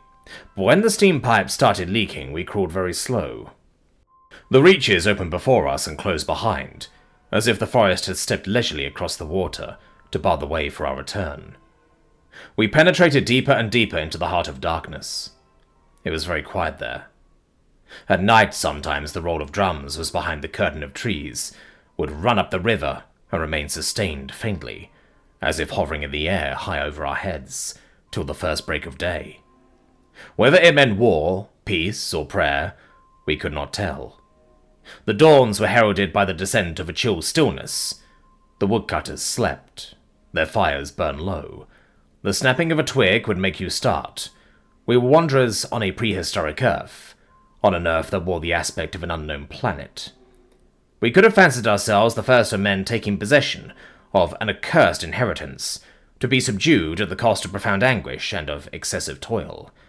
But suddenly, as we struggled round a bend, there would be a glimpse of rush walls, of peaked grass roofs, a burst of yells, a whirl of black limbs, a mass of hands clapping, of feet stamping, of bodies swaying, of eyes rolling, under the droop of heavy and motionless foliage.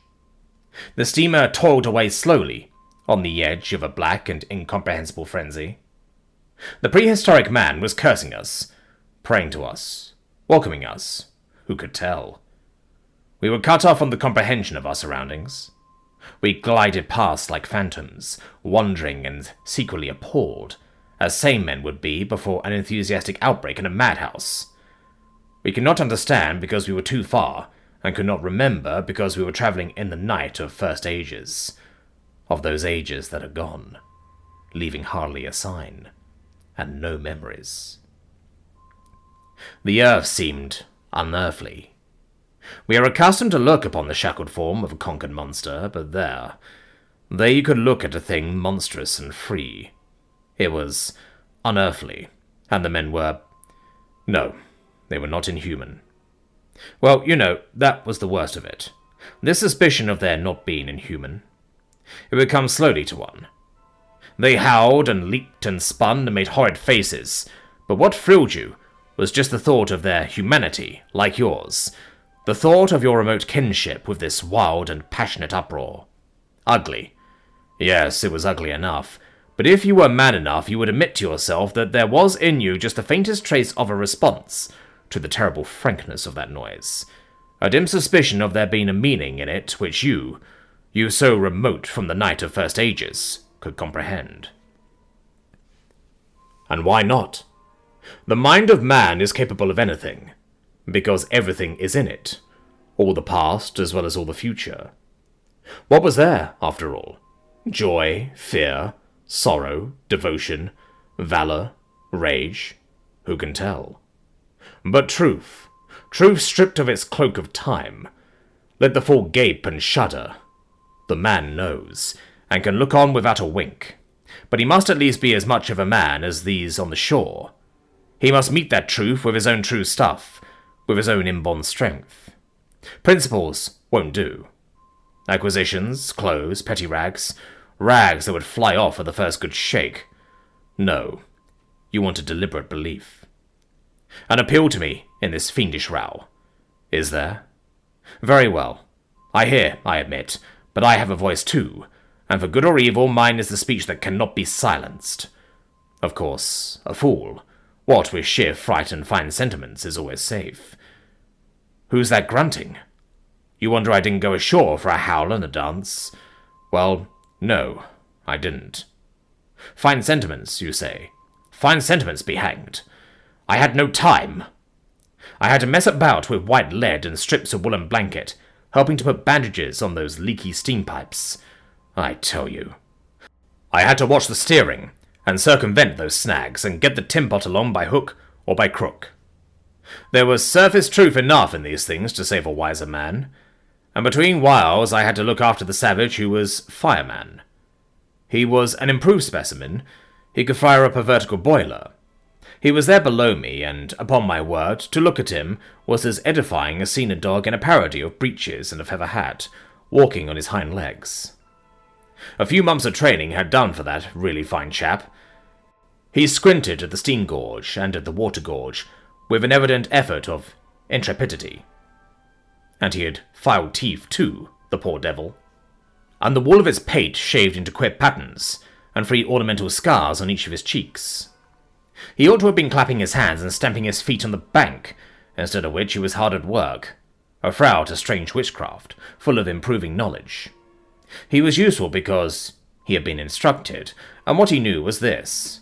That should the water in that transparent thing disappear, the evil spirit inside the boiler would get angry through the greatness of his thirst, and take a terrible vengeance.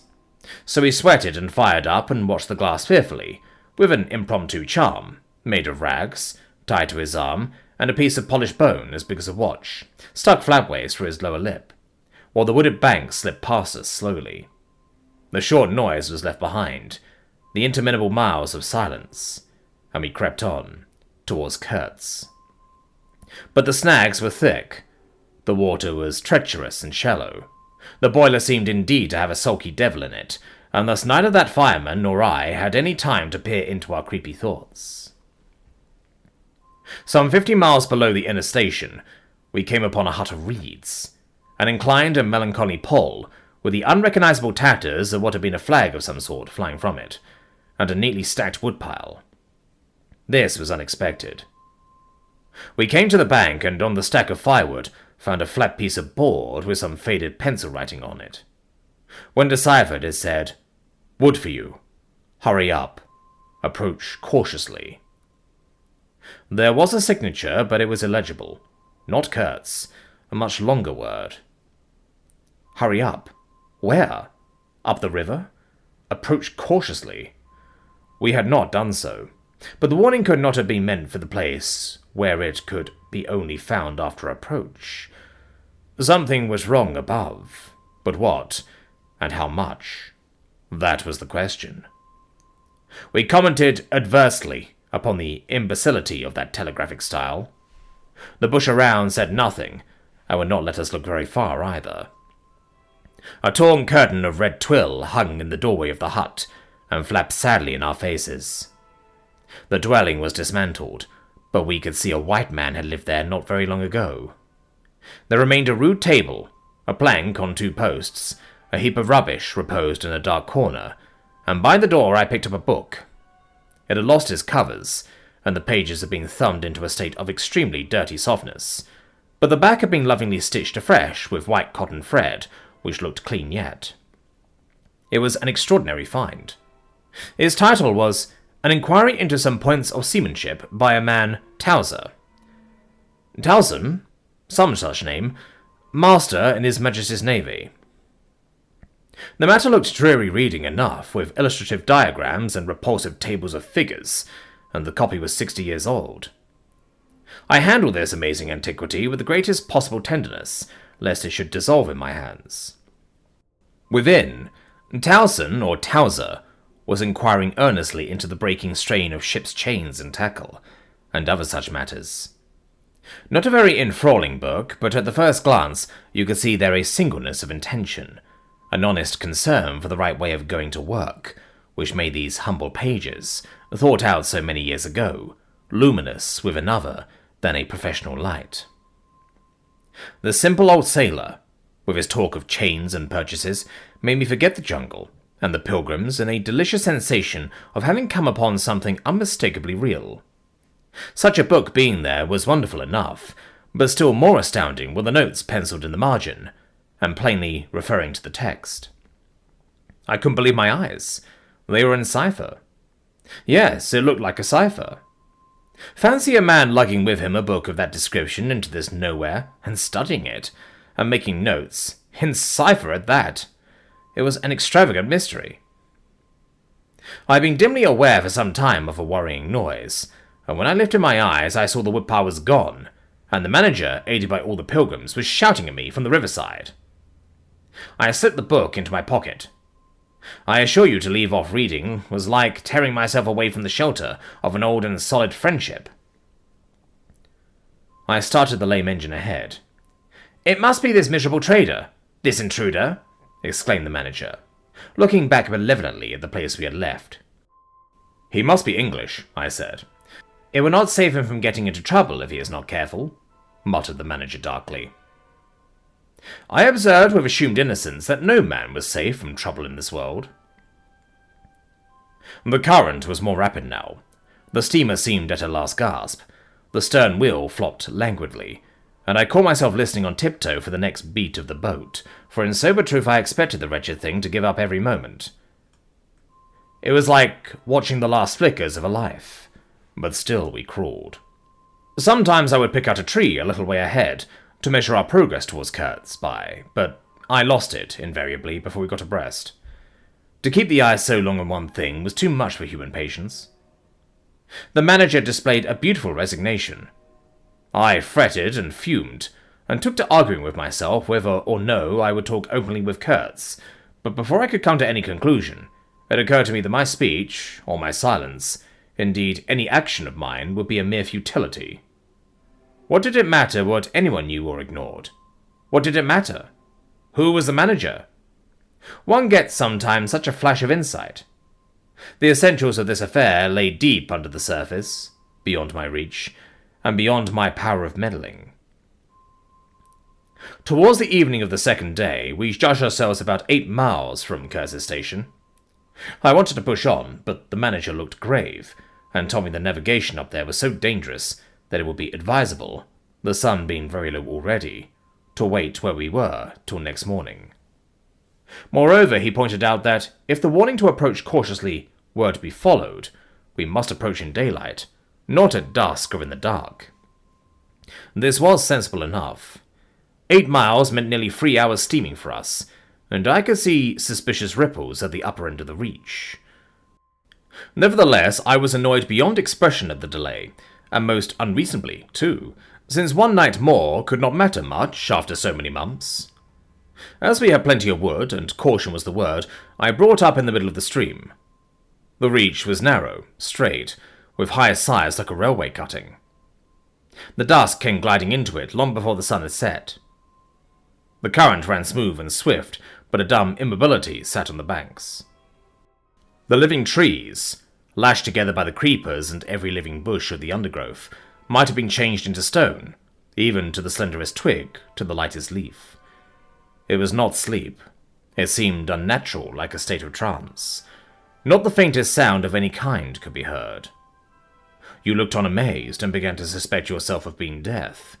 Then the night came suddenly, and struck you blind as well. About 3 in the morning, some large fish leaped, and the loud splash made me jump as though a gun had been fired. When the sun rose, there was a white fog, very warm and clammy, and more blinding than the night. It did not shift or drive. It was just there, standing all round you like something solid. At 8 or 9, perhaps, it lifted as a shutter lifts. We had a glimpse of the towering multitude of trees, of the immense, matted jungle, with the blazing little ball of the sun hanging over it, all perfectly still, and then the white shutter came down again, smoothly, as if sliding in greased grooves. I ordered the chain, which we had begun to heave in, to be paid out again.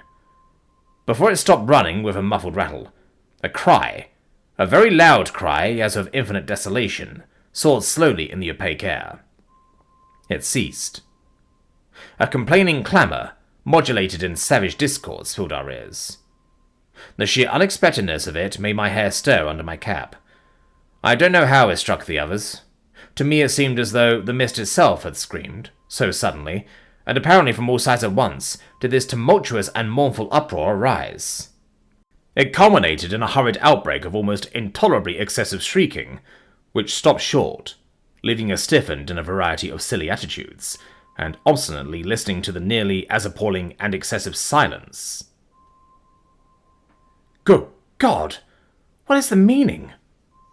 stammered at my elbow one of the pilgrims, a little fat man with sandy hair and red whiskers, who wore side-spring boots and pink pajamas tucked into his socks. Two others remained open-mouthed a whole minute, then dashed into the little cabin, to rush out incontinently and stand darting scared glances, with Winchesters at ready in their hands. What we could see was just the steamer we were on, her outlines blurred as though she had been on the point of dissolving, and a misty strip of water, perhaps 2 feet broad, around her, and that was all. The rest of the world was nowhere, as far as our eyes and ears were concerned. Just nowhere. Gone. Disappeared. Swept off without leaving a whisper or a shadow behind. I went forward and ordered the chain to be hauled in short, so as to be ready to trip the anchor and move the steamboat at once if necessary. "Will they attack?" whispered an awed voice. "We will all be butchered in this fog," murmured another. The faces twitched with the strain, the hands trembled slightly, the eyes forgot to wink. It was very curious to see the contrast of expressions of the white men and of the blackfellows of our crew, who were as much strangers to that part of the river as we, though their homes were only 800 miles away. The whites, of course, greatly discomposed, had besides a curious look of being painfully shocked by such an outrageous row. The others had an alert, naturally interested expression, but their faces were essentially quiet, even those of the one or two who grinned as they hauled at the chain. Several exchanged short, grunting phrases, which seemed to settle the matter to their satisfaction. Their headman, a young, broad-chested black, severely draped in dark blue fringed cloths, with fierce nostrils, and his hair all done up awfully in oily ringlets, stood near me. "Aha!" I said, just for good fellowship's sake. "Catch him!" he snapped, with a bloodshot widening of his eyes and a flash of sharp teeth. "Catch him! Give him to us!" "To you, eh?" I asked. "What would you do with them?" "Eat him," he said curtly, and, leaning his elbow on the rail, looked out into the fog in a dignified and profoundly pensive attitude. I would no doubt have been properly horrified had it not occurred to me that he and his chaps must be very hungry. That they must have been growing increasingly hungry for at least this month past. They had been engaged for 6 months. I don't think a single one of them had any clear idea of time, as we at the end of countless ages have. They still belonged to the beginnings of time, had no inherited experience to teach them, as it were, and of course, as long as there was a piece of paper written over in accordance with some farcical law or other, made down the river, it didn't enter anybody's head to trouble how they would live. Certainly they had brought with them some rotten hippo meat, which couldn't have lasted very long, anyway, even if the pilgrims hadn't, in the midst of a shocking hullabaloo, thrown a considerable quantity of it overboard. It looked like a high-handed proceeding, but it was really a case of legitimate self-defense. You can't breathe dead hippo waking, sleeping, and eating, and at the same time keep your precarious grip on existence. Besides that, they had given them every week 3 pieces of brass wire, each about 9 inches long, and the theory was they were to buy their provisions with that currency in riverside villages. You can see how that worked. There were either no villages, or the people were hostile, or the director, who, like the rest of us, fed out of tins, with an occasional old he-goat thrown in, didn't want to stop the steamer for some more or less recondite reason. So unless they swallowed the wire itself or made loops of it to snare the fishes with, I don't see what good their extravagant salary could be to them. I must say it was paid with a regularity worthy of a large and honourable trading company. For the rest, the only thing to eat, though it didn't look eatable in the least, I saw in their possession was a few lumps of some stuff like half-cooked dough of a dirty lavender colour. They kept wrapped in leaves and now and then swallowed a piece of, but so small that it seemed done more for the looks of the thing than for any serious purpose of sustenance. Why in the name of all the gnawing devils of hunger they didn't go for us? They were 30 to 5, and have a good tuck-in for once, amazes me now when I think of it. They were big, powerful men, with not much capacity to weigh the consequences, with courage, with strength, even yet, though their skins were no longer glossy, and their muscles no longer hard. And I saw that something restraining, one of those human secrets that baffle probability, had come into play there. I looked at them with a swift quickening of interest, not because it occurred to me I might be eaten by them before very long, though I own to you that just then I perceived, in a new light, as it were, how unwholesome the pilgrims looked, and I hoped, yes, I positively hoped, that my aspect was not so, what shall I say, so unappetizing. A touch of fantastic vanity which fitted well with the dream sensation that pervaded all my days at that time. Perhaps I had a little fever too. One can't live with one's finger everlastingly on one's pulse. I had often a little fever, or a little touch of other things, the playful paw-strokes of the wilderness, the preliminary trifling before the more serious onslaught which came in due course. Yes, I looked at them as you would on any human being, with a curiosity of their impulses, motives, capacities, weaknesses, when brought to the test of an inexorable physical necessity. Restraint! What possible restraint? Was it superstition, disgust, patience, fear, or some kind of primitive honor? No fear can stand up to hunger. No patience can wear it out. Disgust simply does not exist where hunger is. And as to superstition, beliefs, and what you may call principles, they are less than chaff in a breeze. Don't you know the devilry of lingering starvation, his exasperating torment, his black thoughts, his sombre and brooding ferocity? Well, I do. It takes a man all his inborn strength to fight hunger properly. It's really easier to face bereavement, dishonor, and the perdition of one's soul than this kind of prolonged hunger. Sad, but true. And these chaps, too, had no earthly reason for any kind of scruple. Restraint! I would just as soon have expected restraint from a hyena prowling amongst the corpses of a battlefield. But there was the fact, facing me. The fact dazzling, to be seen, like the foam on the depths of the sea, like a ripple on an unfathomable enigma. A mystery greater, when I thought of it, than the curious, inexplicable note of desperate grief in this savage clamour that has swept by us on the riverbank, behind the blind whiteness of the fog. Two pilgrims were quarrelling in hurried whispers as to which bank. Left. No, how can you? Right, of course. It is very serious, said the manager's voice behind me. I would be desolated if anything should happen to Mr. Kurtz before we came up. I looked at him, and had not the slightest doubt he was sincere. He was just the kind of man who would wish to preserve appearances. That was his restraint. But when he muttered something about going on at once, I did not even take the trouble to answer him. I knew, and he knew, that it was impossible. Were we to let go our hold of the bottom, we would be absolutely in the air, in space. We wouldn't be able to tell where we were going to, whether up or downstream, or across, until we fetched against one bank or the other. And then we wouldn't know at first which it was. Of course, I made no move. I had no mind for a smash-up. You couldn't imagine a more deadly place for a shipwreck. Whether we drowned at once or not, we were sure to perish speedily in one way or another. I authorize you to take all the risks, he said, after a short silence. I refuse to take any, I said shortly, which was just the answer he expected, though his tone might have surprised him. Well, I must defer to your judgment. You are captain, he said, with marked civility.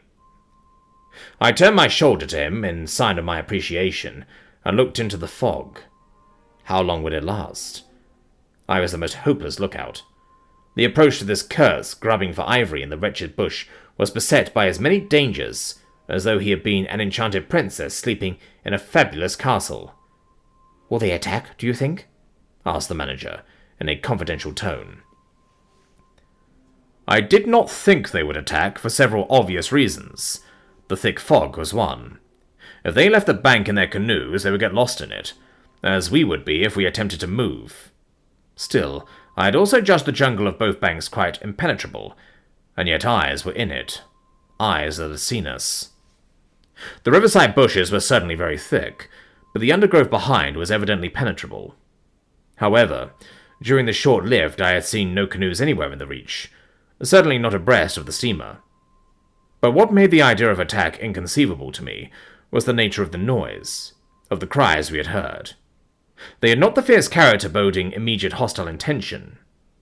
Unexpected, wild, and violent as they had been, they had given me an irresistible impression of sorrow. The glimpse of the steamboat had for some reason filled those savages with unrestrained grief.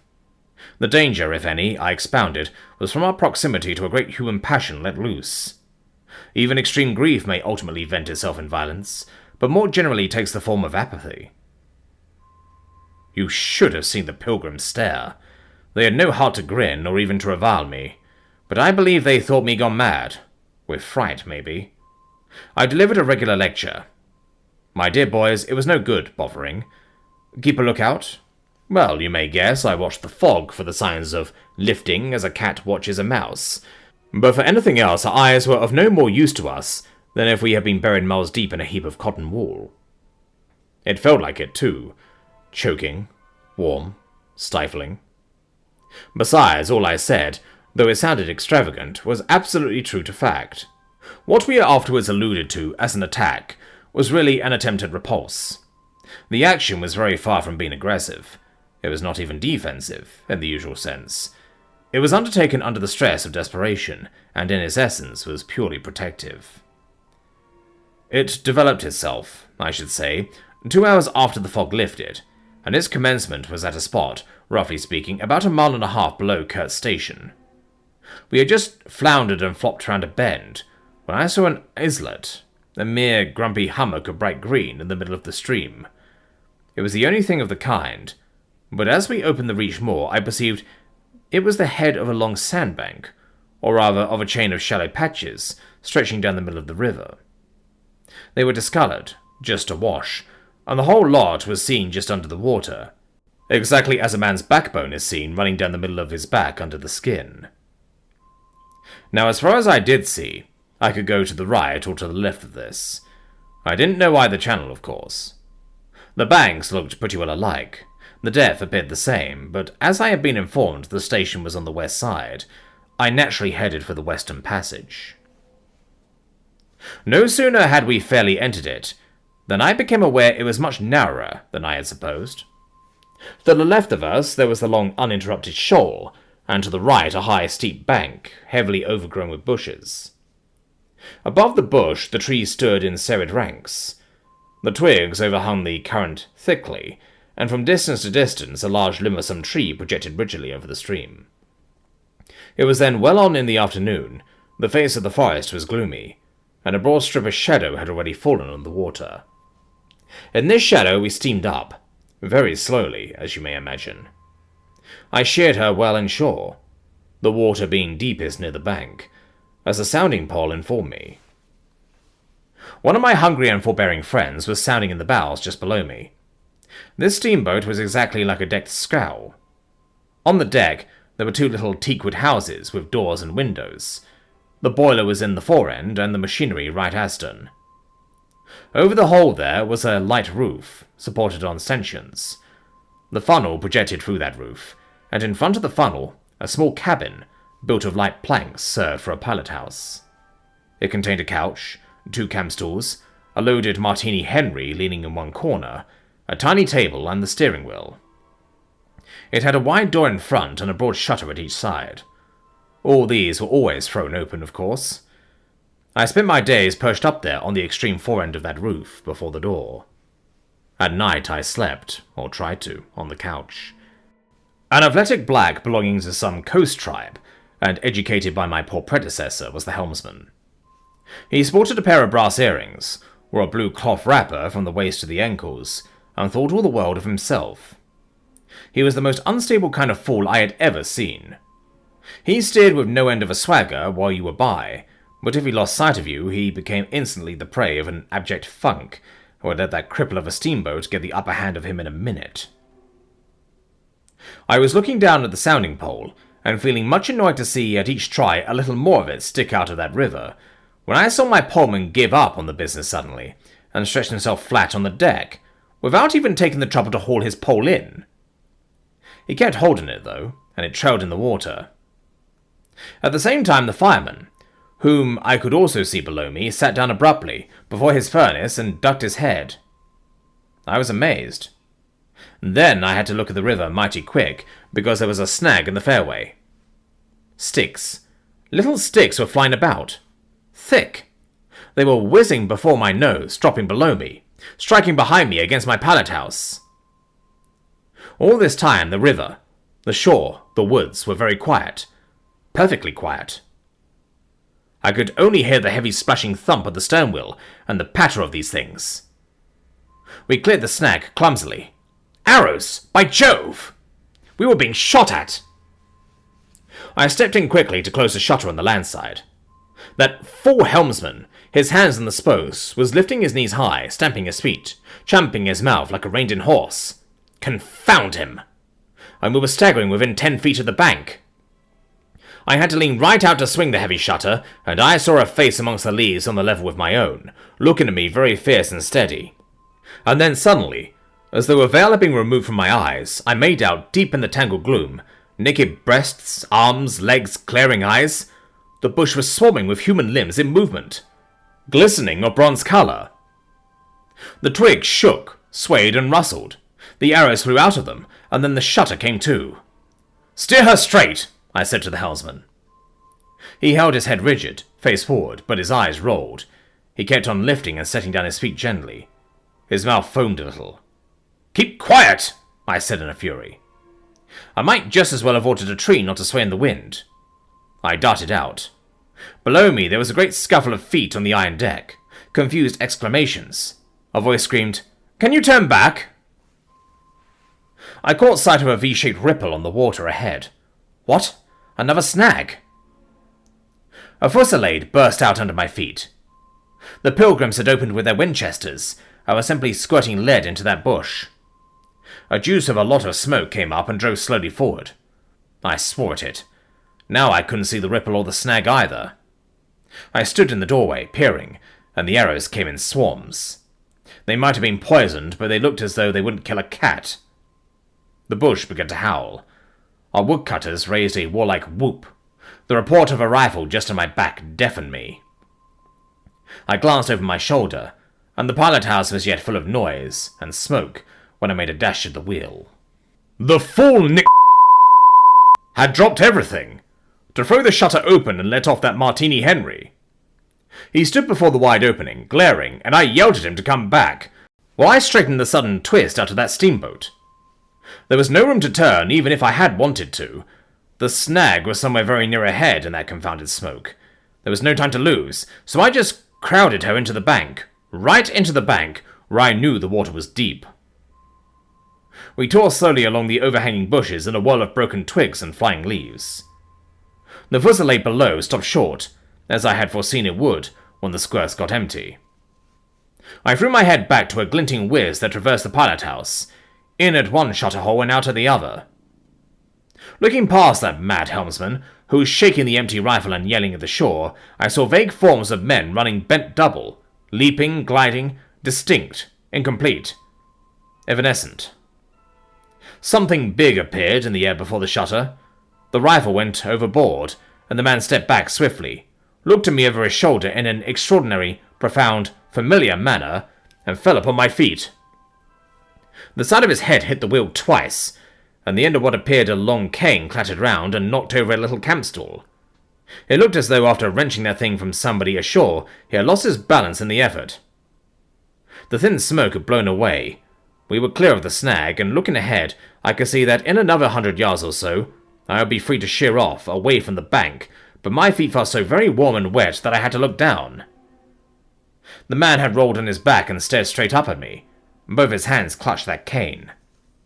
It was the shaft of a spear that, either thrown or lunged through the opening, had caught him in the side, just below the ribs. The blade had gone in, out of sight, after making a frightful gash. My shoes were full. A pool of blood stayed very still, gleaming dark red under the wheel. His eyes shone with an amazing luster. The fusillade burst out again. He looked at me, anxiously, gripping the spear like something precious. With an air of being afraid, I would try to take it away from him. I had to make an effort to free my eyes from his gaze, and attended to the steering. With one hand I felt above my head for the line of the steam whistle, and jerked out screech after screech hurriedly.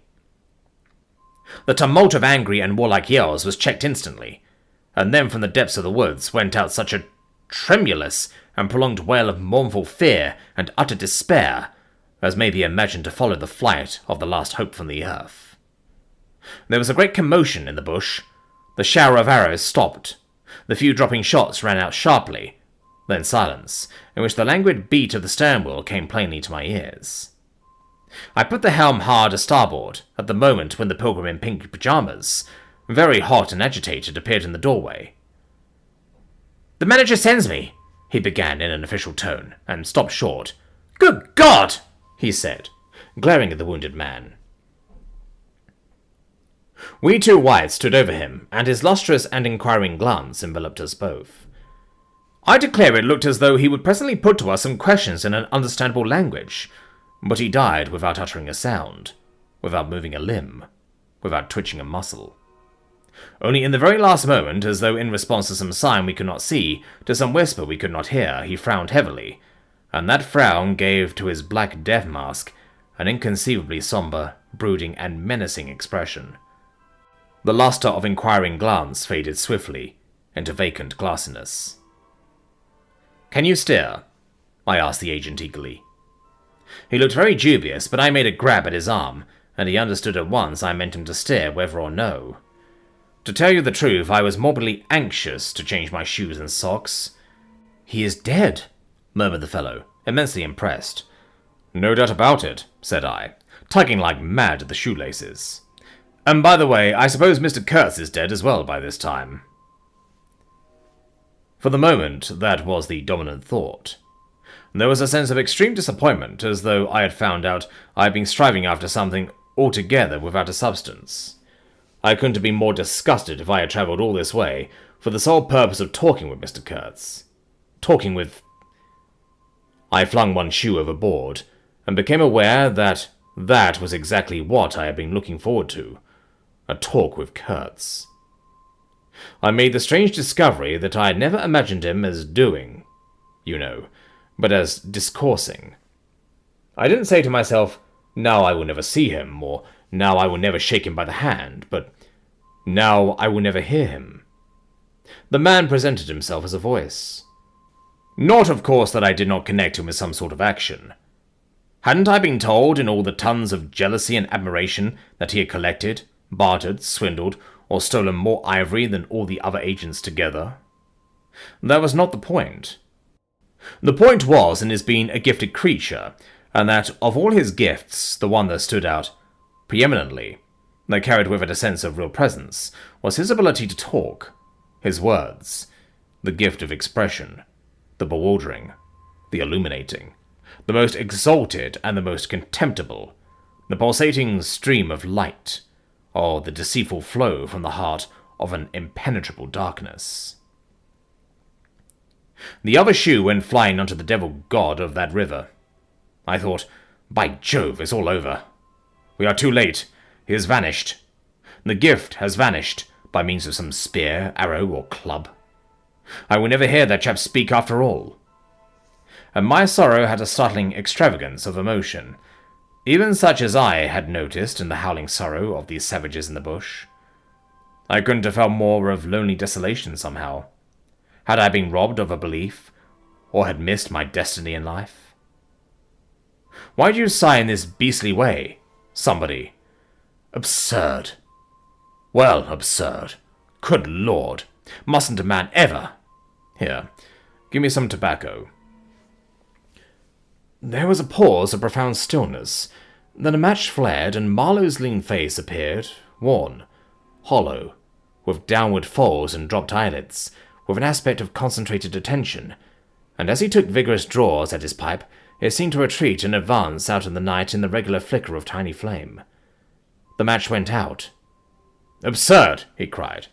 "This is the worst of trying to tell.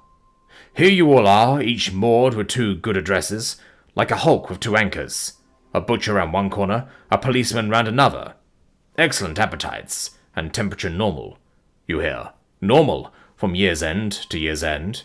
And you say, absurd. Absurd be. Exploded. Absurd! My dear boys, what can you expect from a man who, out of sheer nervousness, had just flung overboard a pair of new shoes? Now I think of it, it is amazing I did not shed tears. I am, upon the whole, proud of my fortitude. I was cut to the quick at the idea of having lost the inestimable privilege of listening to the gifted Kurtz. Of course, I was wrong. The privilege was waiting for me. Oh yes, I heard more than enough. And I was right, too. A voice. He was very little more than a voice. And I heard him. This voice, other voices, all of them were so little more than voices, and the memory of that time itself lingers around me. Impalpable, like a dying vibration of one immense jabber. Silly, atrocious, sordid, savage, or simply mean, without any kind of sense. Voices. Voices.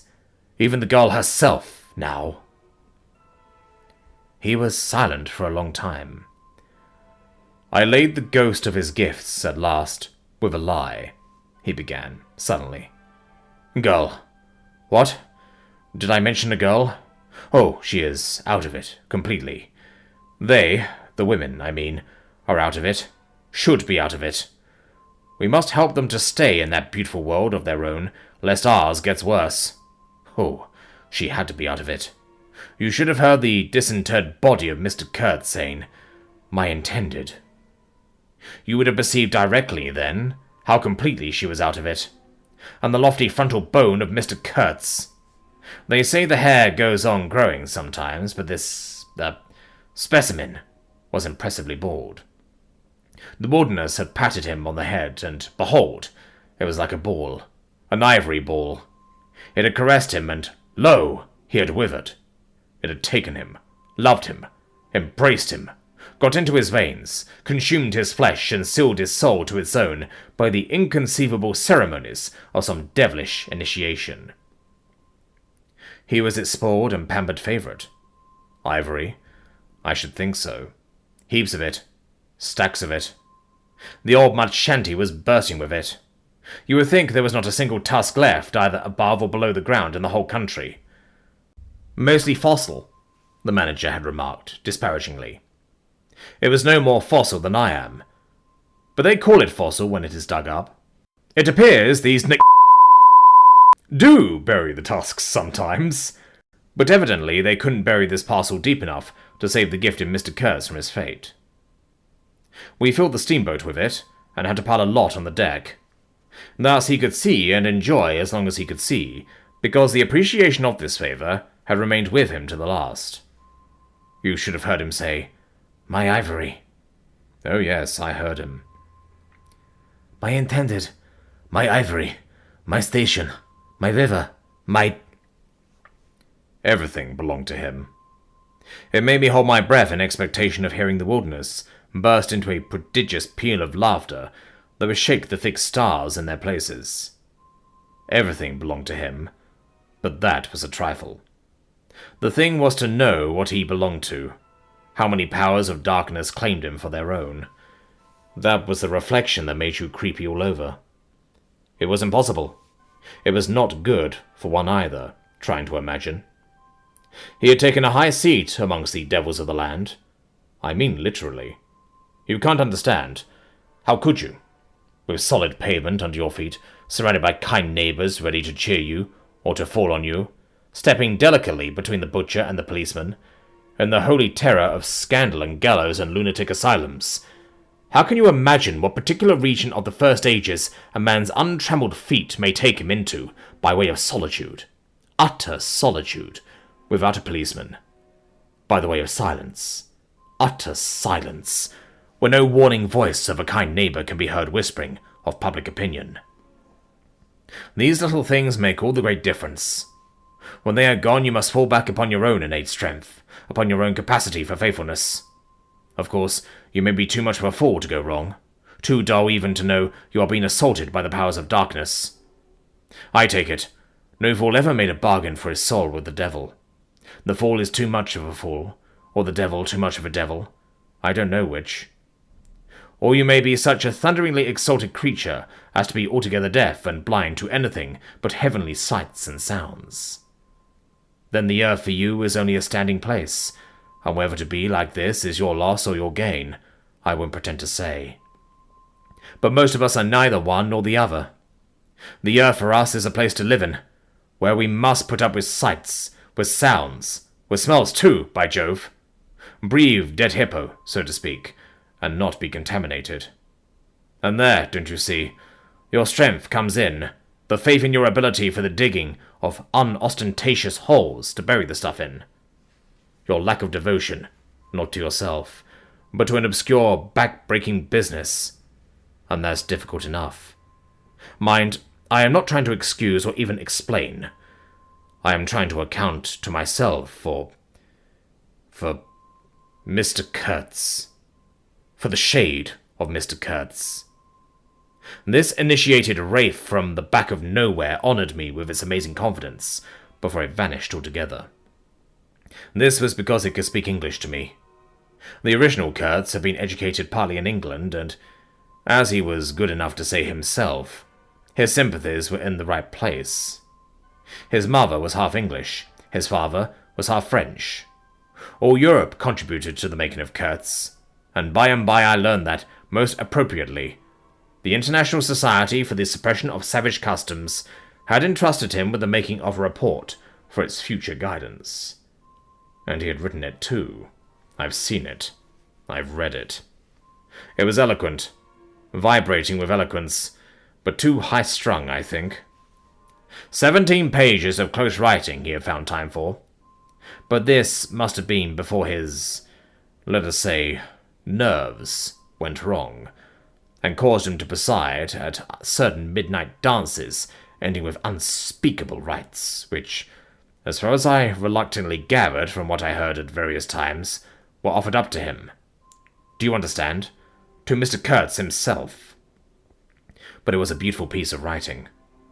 The opening paragraph, however, in the light of later information, strikes me now as ominous. He began with the argument that we whites, from the point of development we had arrived at, must necessarily appear to them, savages, in the nature of supernatural beings. We approach them with the might of a deity, and so on, and so on. By the simple exercise of our will, we can exert a power for good practically unbounded, etc., etc. From that point he soared and took me with him. The peroration was magnificent, though difficult to remember, you know. It gave me the notion of an exotic immensity ruled by an august benevolence. It made me tingle with enthusiasm. This was the unbounded power of eloquence, of words, of burning, noble words. There were no practical hints to interrupt the magic current of phrases, unless a kind of note at the foot of the last page, scrawled evidently much later, in an unsteady hand, may be regarded as the exposition of a method. It was very simple, and at the end of that moving appeal to every altruistic sentiment it blazed at you, luminous and terrifying, like a flash of lightning in a serene sky. Exterminate all the brutes! The curious part was that he had apparently forgotten all about that valuable postscriptum, because later on, when he in a sense came to himself, he repeatedly entreated me to take good care of my pamphlet, he called it, as it was sure to have in the future a good influence upon his career. I had full information about all these things, and besides, as it turned out, I was to have the care of his memory. I've done enough for it to give me the indisputable right to lay it, if I choose, for an everlasting rest in the dustbin of progress, amongst all the sweepings and, figuratively speaking, all the dead cats of civilization. But then, you see, I can't choose. He won't be forgotten. Whatever he was not common. He had the power to charm or frighten rudimentary souls into an aggravated witch dance in his honor. He could also fill the small souls of the pilgrims with bitter misgivings. He had one devoted friend, at least, and he had conquered one soul in the world that was neither rudimentary nor tainted with self-seeking. No, I can't forget him, though I am not prepared to affirm the fellow was exactly worth the life we lost in getting to him. I missed my late helmsman awfully. I missed him even while his body was still lying in the pilot house. Perhaps you will think it passing strange, this regret for a savage who was no more account than a grain of sand in the Black Sahara. Well, don't you see, he had done something. He had steered. For months I had him at my back. A help, an instrument. It was a kind of partnership. He steered for me. I had to look after him. I wondered about his deficiencies, and thus a subtle bond had been created, of which I only became aware when it was suddenly broken. And the intimate profundity of that look he gave me when he received his hurt remains to this day in my memory, like a claim of distant kinship affirmed in a supreme moment. Poor fool. If he had only left that shutter alone. He had no restraint. No restraint. Just like Kurtz. A tree swayed by the wind. As soon as I had put on a dry pair of slippers, I dragged him out. After first jerking the spear out of his side, which operation, I confess, I performed with my eyes shut tight. His heels leaped together over the little doorstep. His shoulders were pressed to my breast. I hugged him from behind desperately. Oh, he was heavy. Heavy. Heavier than any man on earth, I should imagine. Then without more ado, I tipped him overboard. The current snatched him as though he had been a wisp of grass, and I saw the body roll over twice before I lost sight of it forever. All the pilgrims and the manager were then congregated on the awning deck about the pilot house, chattering at each other like a flock of excited magpies, and there was a scandalized murmur at my heartless promptitude. What they wanted to keep that body hanging about for, I can't guess. Embalm it, maybe? But I had also heard another and a very ominous murmur on the deck below. My friends the woodcutters were likewise scandalized, and with a better show of reason, though I admit that the reason itself was quite inadmissible. Oh, quite. I had made up my mind that if my late helmsman was to be eaten, the fishes alone should have him. He had been a very second-rate helmsman while alive, but now he was dead, he might have become a first-class temptation, and possibly cause some startling trouble. Besides, I was anxious to take the wheel. The man in pink pajamas showing himself a hopeless duffer at the business. This I did directly the simple funeral was over. We were going half-speed, keeping right in the middle of the stream, and I listened to the talk about me. They had given up Kurtz. They had given up the station. Kurtz was dead, and the station had been burnt, and so on, and so on. The red-haired pilgrim was beside himself with the thought that at least this poor Kurtz had been properly avenged. Say, we must have made a glorious slaughter on them in the bush. Eh? What do you think? Say. He positively danced, the bloodthirsty little gingery beggar. And he had nearly fainted when he saw the wounded man. I could not help saying, "You made a lot of glorious smoke, anyhow." I had seen, from the way the tops of the bushes rustled and flew, that almost all the shots had gone too high. You can't hit anything unless you take aim and fire from the shoulder, but these chaps fire from the hip with their eyes shut. The retreat, I maintained, and I was right, was caused by the screeching of the steam whistle. Upon this they forgot Kurtz and began to howl at me with indignant protests. The manager stood by the wheels, murmuring confidentially about the necessity of getting well away down the river before dark at all events, when I saw in the distance a clearing on the riverside, and the outlines of some sort of building. "What's this?" I asked. He clapped his hands in wonder. "The station!" he cried. I edged in at once, still going half-speed. Through my glasses I saw the slope of a hill, interspersed with rare trees, and perfectly free from undergrowth. A long decaying building on the summit was half buried in the high grass. The large holes in the peaked roof gaped black from afar. The jungle and the woods made a background. There was no enclosure or fence of any kind, but there had been one apparently, for near the house 6 slim posts remained in a row, roughly trimmed, and with their upper ends ornamented with round, carved balls. The rails, or whatever they had been between, had disappeared. Of course, the forest surrounded all that. The riverbank was clear, and on the waterside I saw a white man under a hat, like a cartwheel, beckoning persistently with his whole arm. Examining the edge of the forest above and below, I was almost certain I could see movements, human forms gliding here and there. I steamed past prudently, then stopped the engines and let her drift down. The man on the shore began to shout, urging us to land.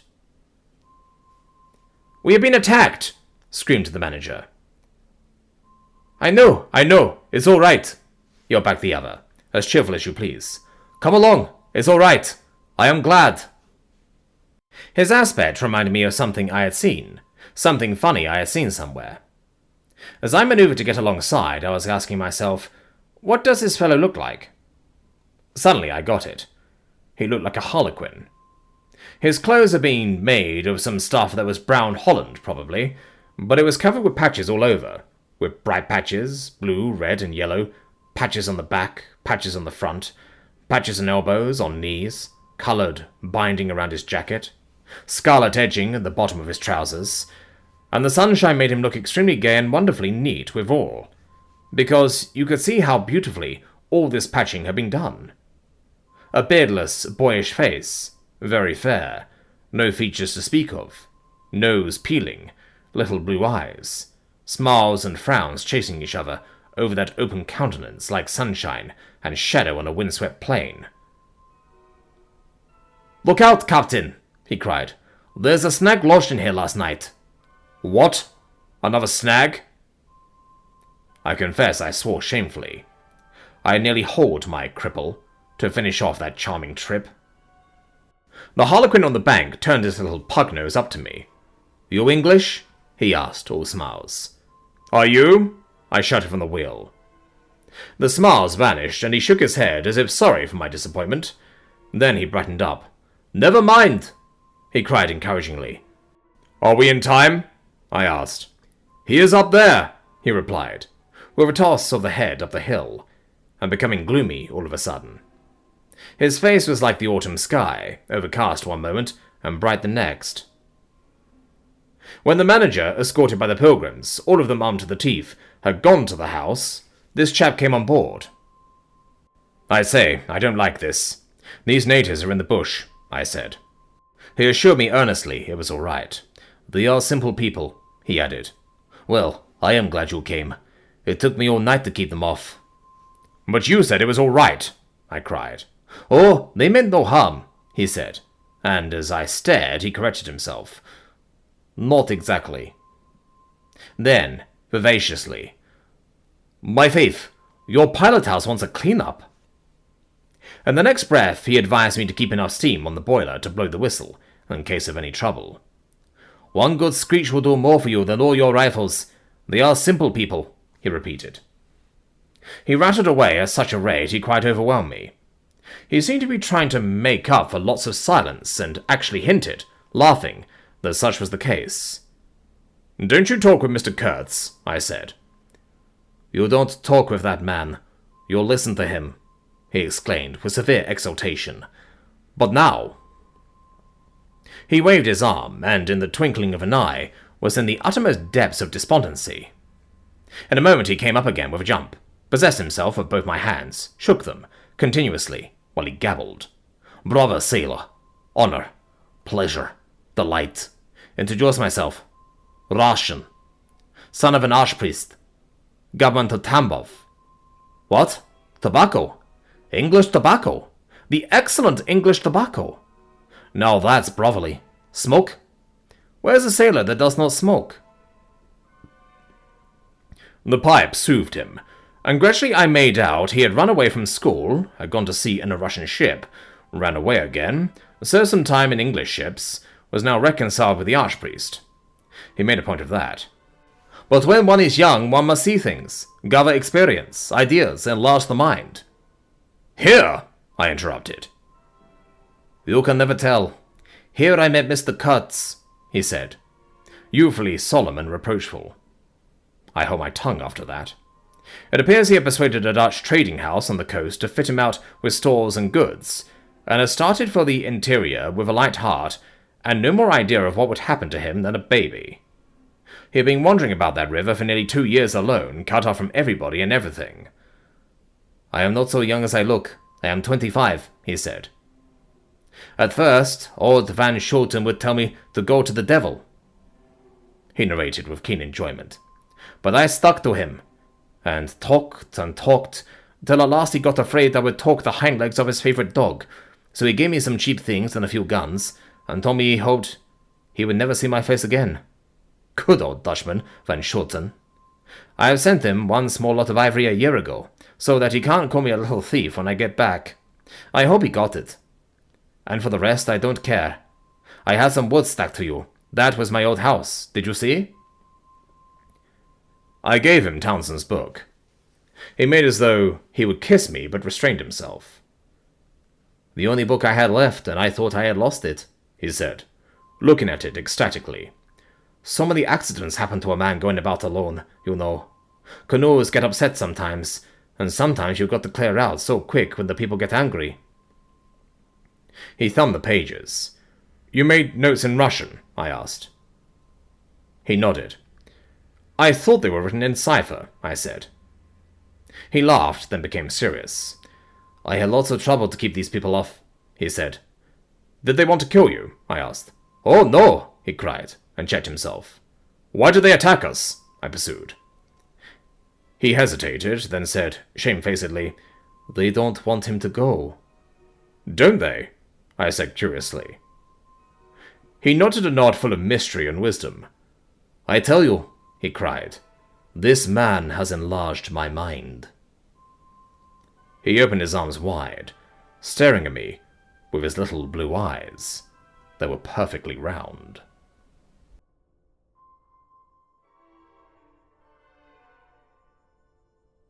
Free.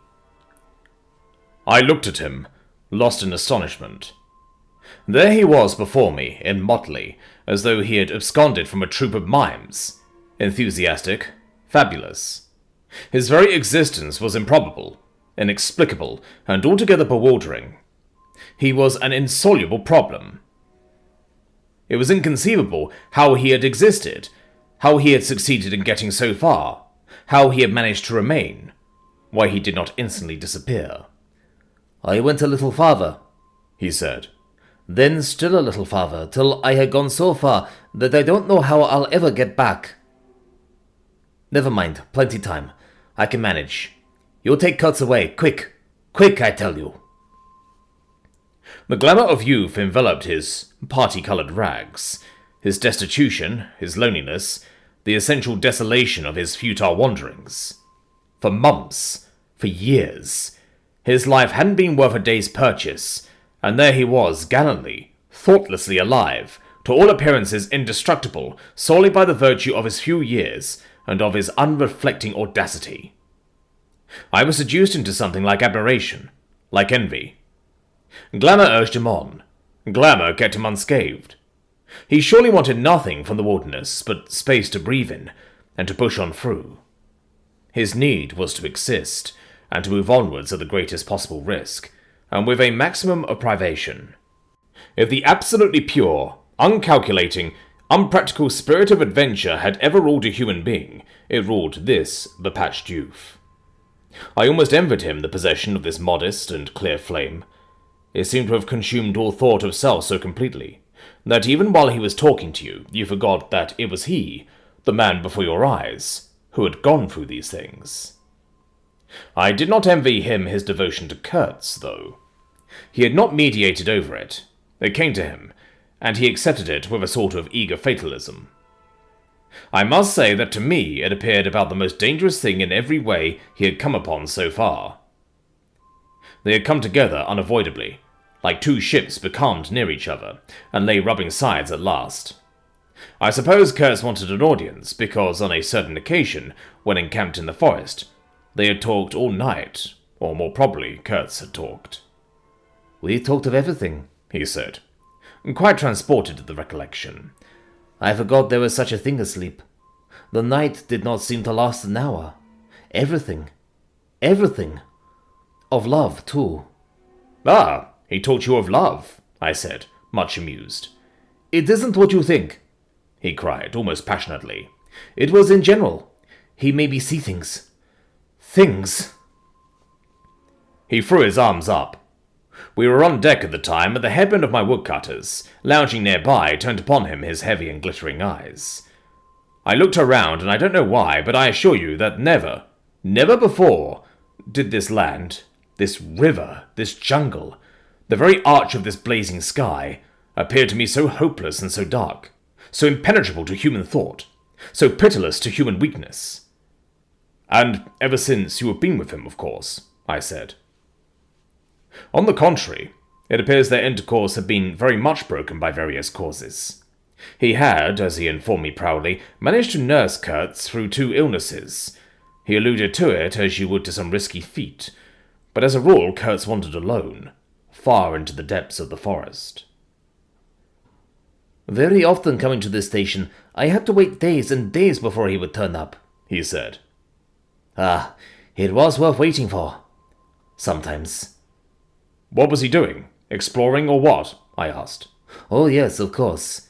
He had discovered lots of villages. A lake, too. He did not know exactly in what direction. It was dangerous to inquire too much, but mostly his expeditions had been for ivory. But he had no goods to trade with by that time, I objected. There's a good lot of cartridges left even yet, he answered, looking away. To speak plainly, he raided the country, I said. He nodded. Not alone, surely. He muttered something about the villagers round that lake. Kurtz got the tribe to follow him, did he? I suggested. He fidgeted a little. They adored him, he said. The tone of these words was so extraordinary that I looked at him searchingly. It was curious to see his mingled eagerness and reluctance to speak of Kurtz. The man filled his life, occupied his thoughts, swayed his emotions. What can you expect? He burst out. He came to them with thunder and lightning, you know, and they had never seen anything like it, and very terrible. He could be very terrible. You can't judge Mr. Kurtz as you would an ordinary man. No, no, no. Now, just to give you an idea, I don't mind telling you, he wanted to shoot me too one day, but I don't judge him. Shoot you? I cried. What for? Well, I had a small lot of ivory the chief of that village near my house gave me. You see, I used to shoot game for them. Well, he wanted it and wouldn't hear reason.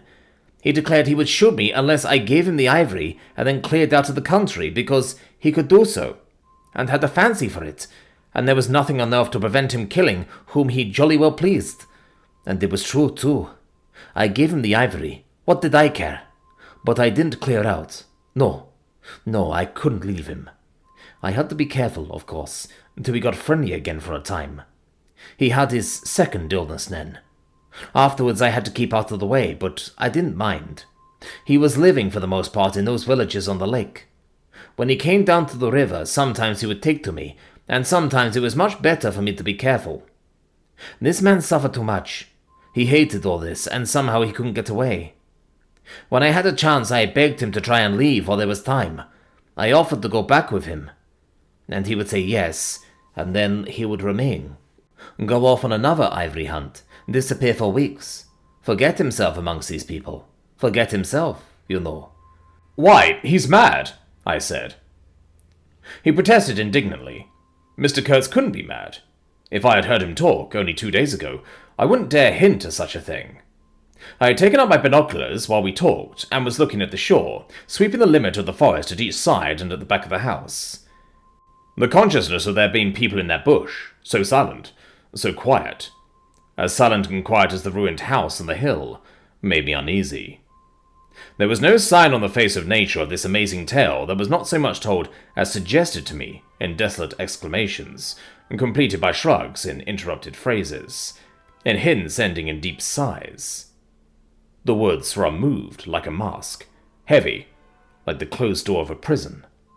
They looked with their air of hidden knowledge, of patient expectation, of unapproachable silence.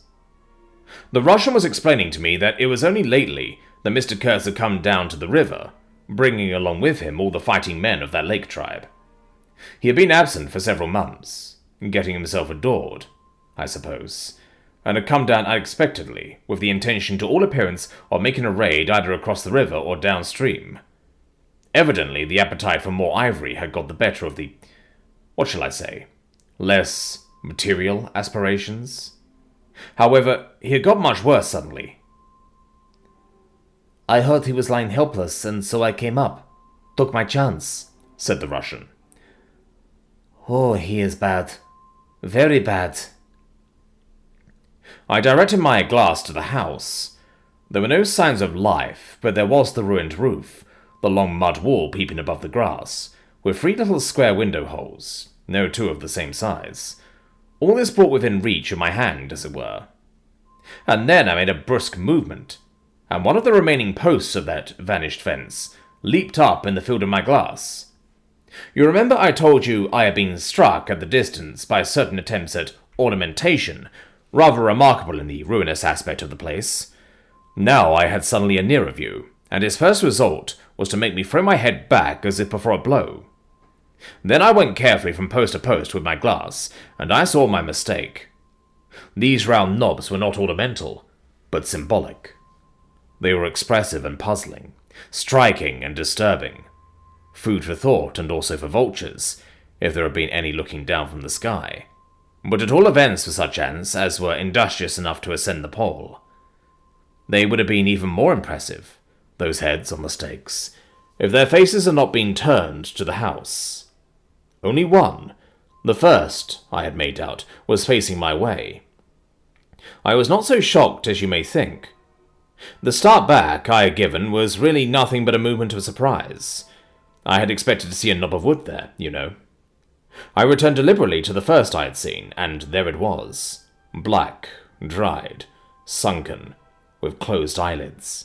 A head that seemed to sleep at the top of that pole, and with the shrunken dry lips showing a narrow white line of the teeth, was smiling too, smiling continuously at some endless and jocose dream of that eternal slumber.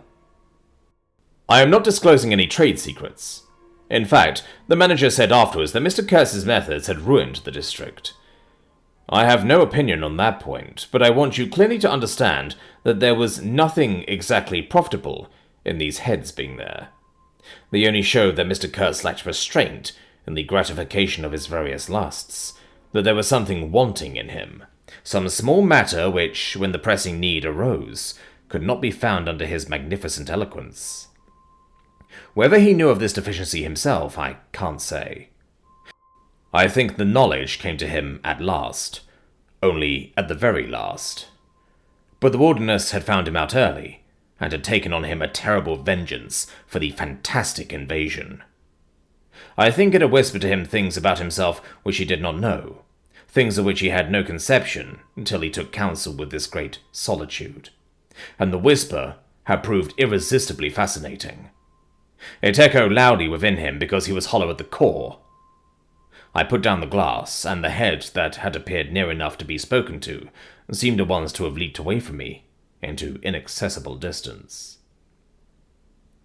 The admirer of Mr. Kurtz was a bit crestfallen. In a hurried, indistinct voice, he began to assure me he had not dared to take these, say, symbols, down. He was not afraid of the natives. They would not stir till Mr. Kurtz gave the word. His ascendancy was extraordinary. The camps of these people surrounded the place, and the chiefs came every day to see him. They would crawl. "I don't want to know anything of the ceremonies used when approaching Mr. Kurtz," I shouted. Curious, this feeling that came over me, that such details would be more intolerable than those heads drying on the stakes under Mr. Kurtz's windows. After all, that was only a savage sight, while I seemed at one bound to have been transported into some lightless region of subtle horrors, where pure, uncomplicated savagery was a positive relief, being something that had a right to exist, obviously, in the sunshine. The young man looked at me with surprise. I suppose it did not occur to him that Mr. Kurtz was no idol of mine. He forgot I hadn't heard any of these splendid monologues on, what was it, On love, justice, conduct of life, or what not. If it had come to crawling before Mr. Kurtz, he crawled as much as the veriest savage of them all. I had no idea of the conditions, he said. These heads were the heads of rebels. I shocked him excessively by laughing. Rebels? What would be the next definition I was to hear? There had been enemies, criminals, workers, and these were rebels. Those rebellious heads looked very subdued to me on their sticks. "You don't know how such a life tries a man like Kurtz," cried Kurtz's last disciple. "Well, and you?" I said. I am a simple man. I have no great thoughts. I want nothing from anybody. How can you compare me to—" His feelings were too much for speech, and suddenly he broke down. "I don't understand," he groaned. "I've been doing my best to keep him alive, and that's enough. I had no hand in all this. I have no abilities. There hasn't been a drop of medicine or a mouthful of invalid food for months here. He was shamefully abandoned. A man like this, with such ideas. Shamefully. I haven't slept for the last 10 nights. His voice lost itself in the calm of the evening. The long shadows of the forest had slipped downhill while we talked, had gone far beyond the ruined hovel, beyond the symbolic row of stakes. All this was in the gloom, while we down there were yet in the sunshine, and the stretch of the river abreast of the clearing glittered in a still and dazzling splendor, with a murky and overshadowed bend above and below. Not a living soul was seen on the shore. The bushes did not rustle. Suddenly, round the corner of the house, a group of men appeared, as though they had come up from the ground. They waded waist-deep in the grass in a compact body, bearing an improvised stretcher in their midst. Instantly, in the emptiness of the landscape, a cry arose, whose shrillness pierced the still air like a sharp arrow, flying straight to the very heart of the land. And, as if by enchantment, streams of human beings, of naked human beings, with spears in their hands, with bows, with shields, with wild glances and savage movements, were poured into the clearing by the dark-faced and pensive forest. The bushes shook, the grass swayed for a time, and then everything stood still in attentive immobility. "Now, if he does not say the right thing to them, we are all done for," said the Russian at my elbow. The knot of men with the stretcher had stopped too, halfway to the steamer, as if petrified. I saw the man on the stretcher sit up, lank and with an uplifted arm, above the shoulders of the bearers. "Let us hope that the man who can talk so well of love in general will find some particular reason to spare us this time," I said.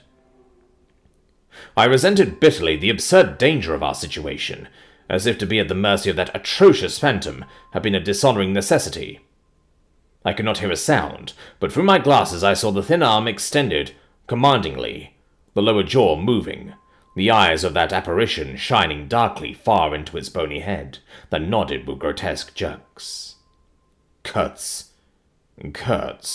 That means short in German, don't it? Well, the name was as true as everything else in his life. And death. He looked at least 7 feet long. His covering had fallen off, and his body emerged from it pitiful and appalling, as from a winding sheet.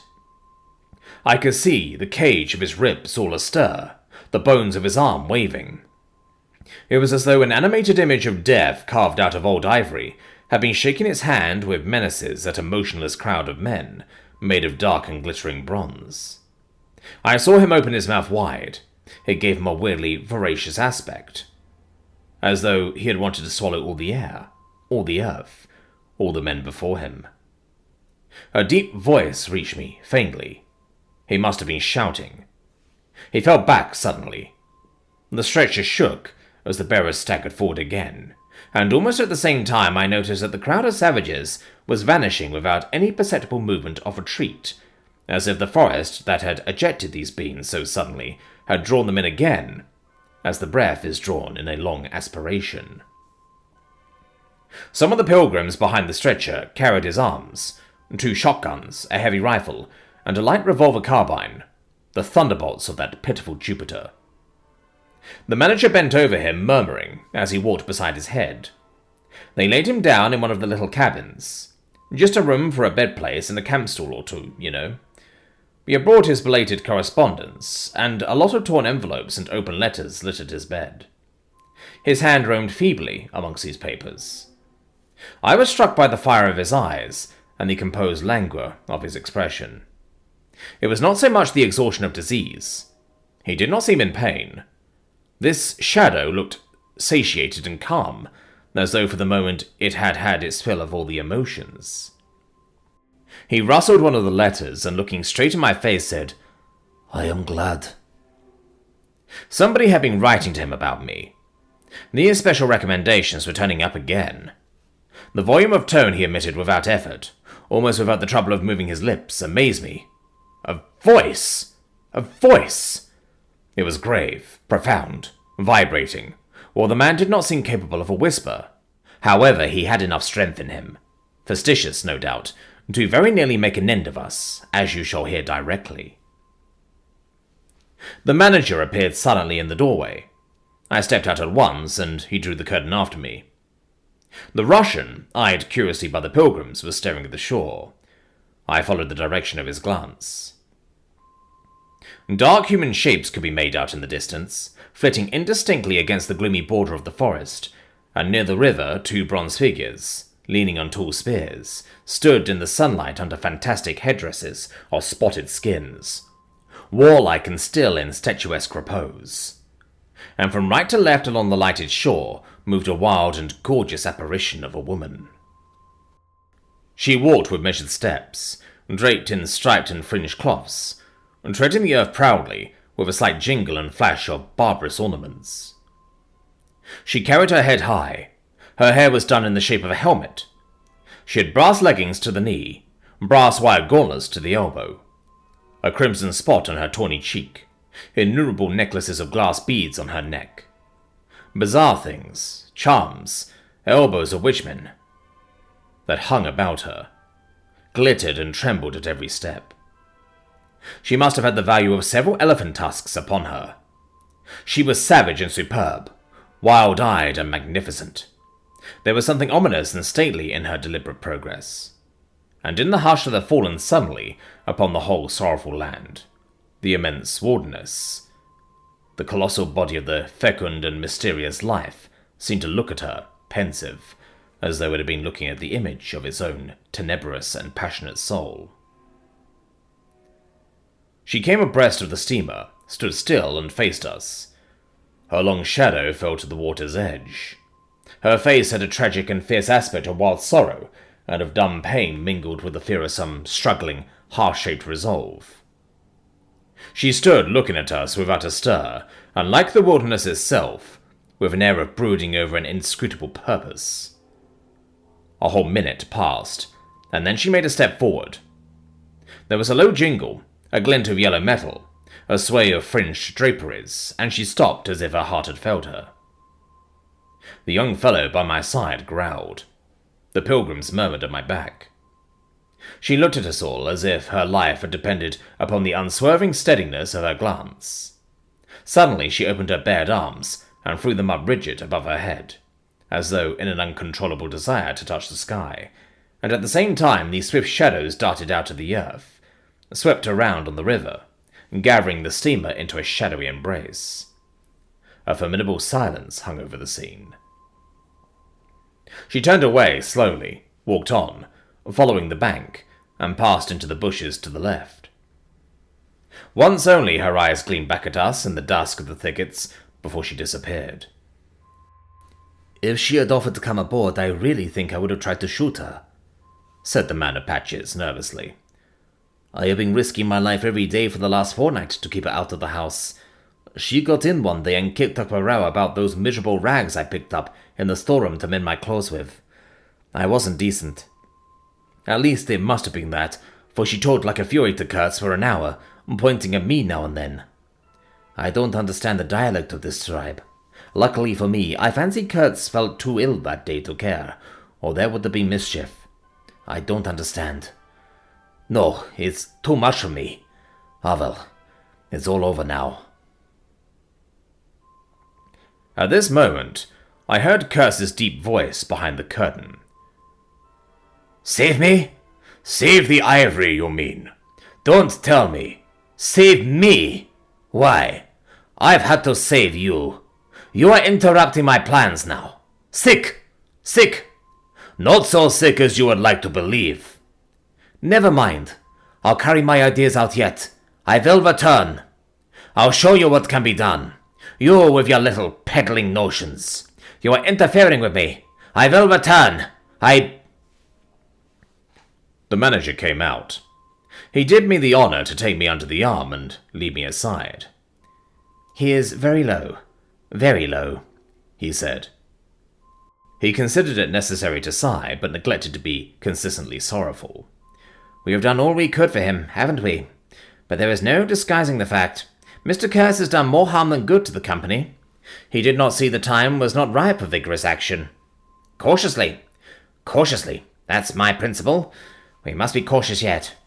The district is closed to us for a time. Deplorable. Upon the whole, the trade will suffer. I don't deny there is a remarkable quantity of ivory, mostly fossil. We must save it, at all events. But look how precarious the position is. And why? Because the method is unsound. Do you, said I, looking at the shore, call it unsound method? Without doubt, he exclaimed hotly. Don't you? No method at all, I murmured after a while. Exactly, he exulted. I anticipated this. Shows a complete want of judgment. It is my duty to point it out in the proper quarter. Oh, said I, that fellow, what's his name, the brickmaker, will make a readable report for you. He appeared confounded for a moment. It seemed to me I had never breathed an atmosphere so vile, and I turned mentally to Kurtz for relief. Positively for relief. Nevertheless, I think Mr. Kurtz is a remarkable man, I said with emphasis. He started, dropped on me a heavy glance, said very quietly, "He was," and turned his back on me. My hour of favor was over. I found myself lumped along with Kurtz as a partisan of methods for which the time was not ripe. I was unsound. But it was something to have at least a choice of nightmares. I had turned to the wilderness, really, not to Mr. Kurtz, who I was ready to admit was as good as buried. And for a moment, it seemed to me as if I also were buried in a vast grave full of unspeakable secrets. I felt an intolerable weight oppressing my breast, the smell of the damp earth, the unseen presence of victorious corruption, the darkness of an impenetrable night. The Russian tapped me on the shoulder. I heard him mumbling and stammering something about "Bravo seaman, couldn't conceal knowledge of matters that would affect Mr. Kurtz's reputation." I waited. For him, evidently, Mr. Kurtz was not in his grave.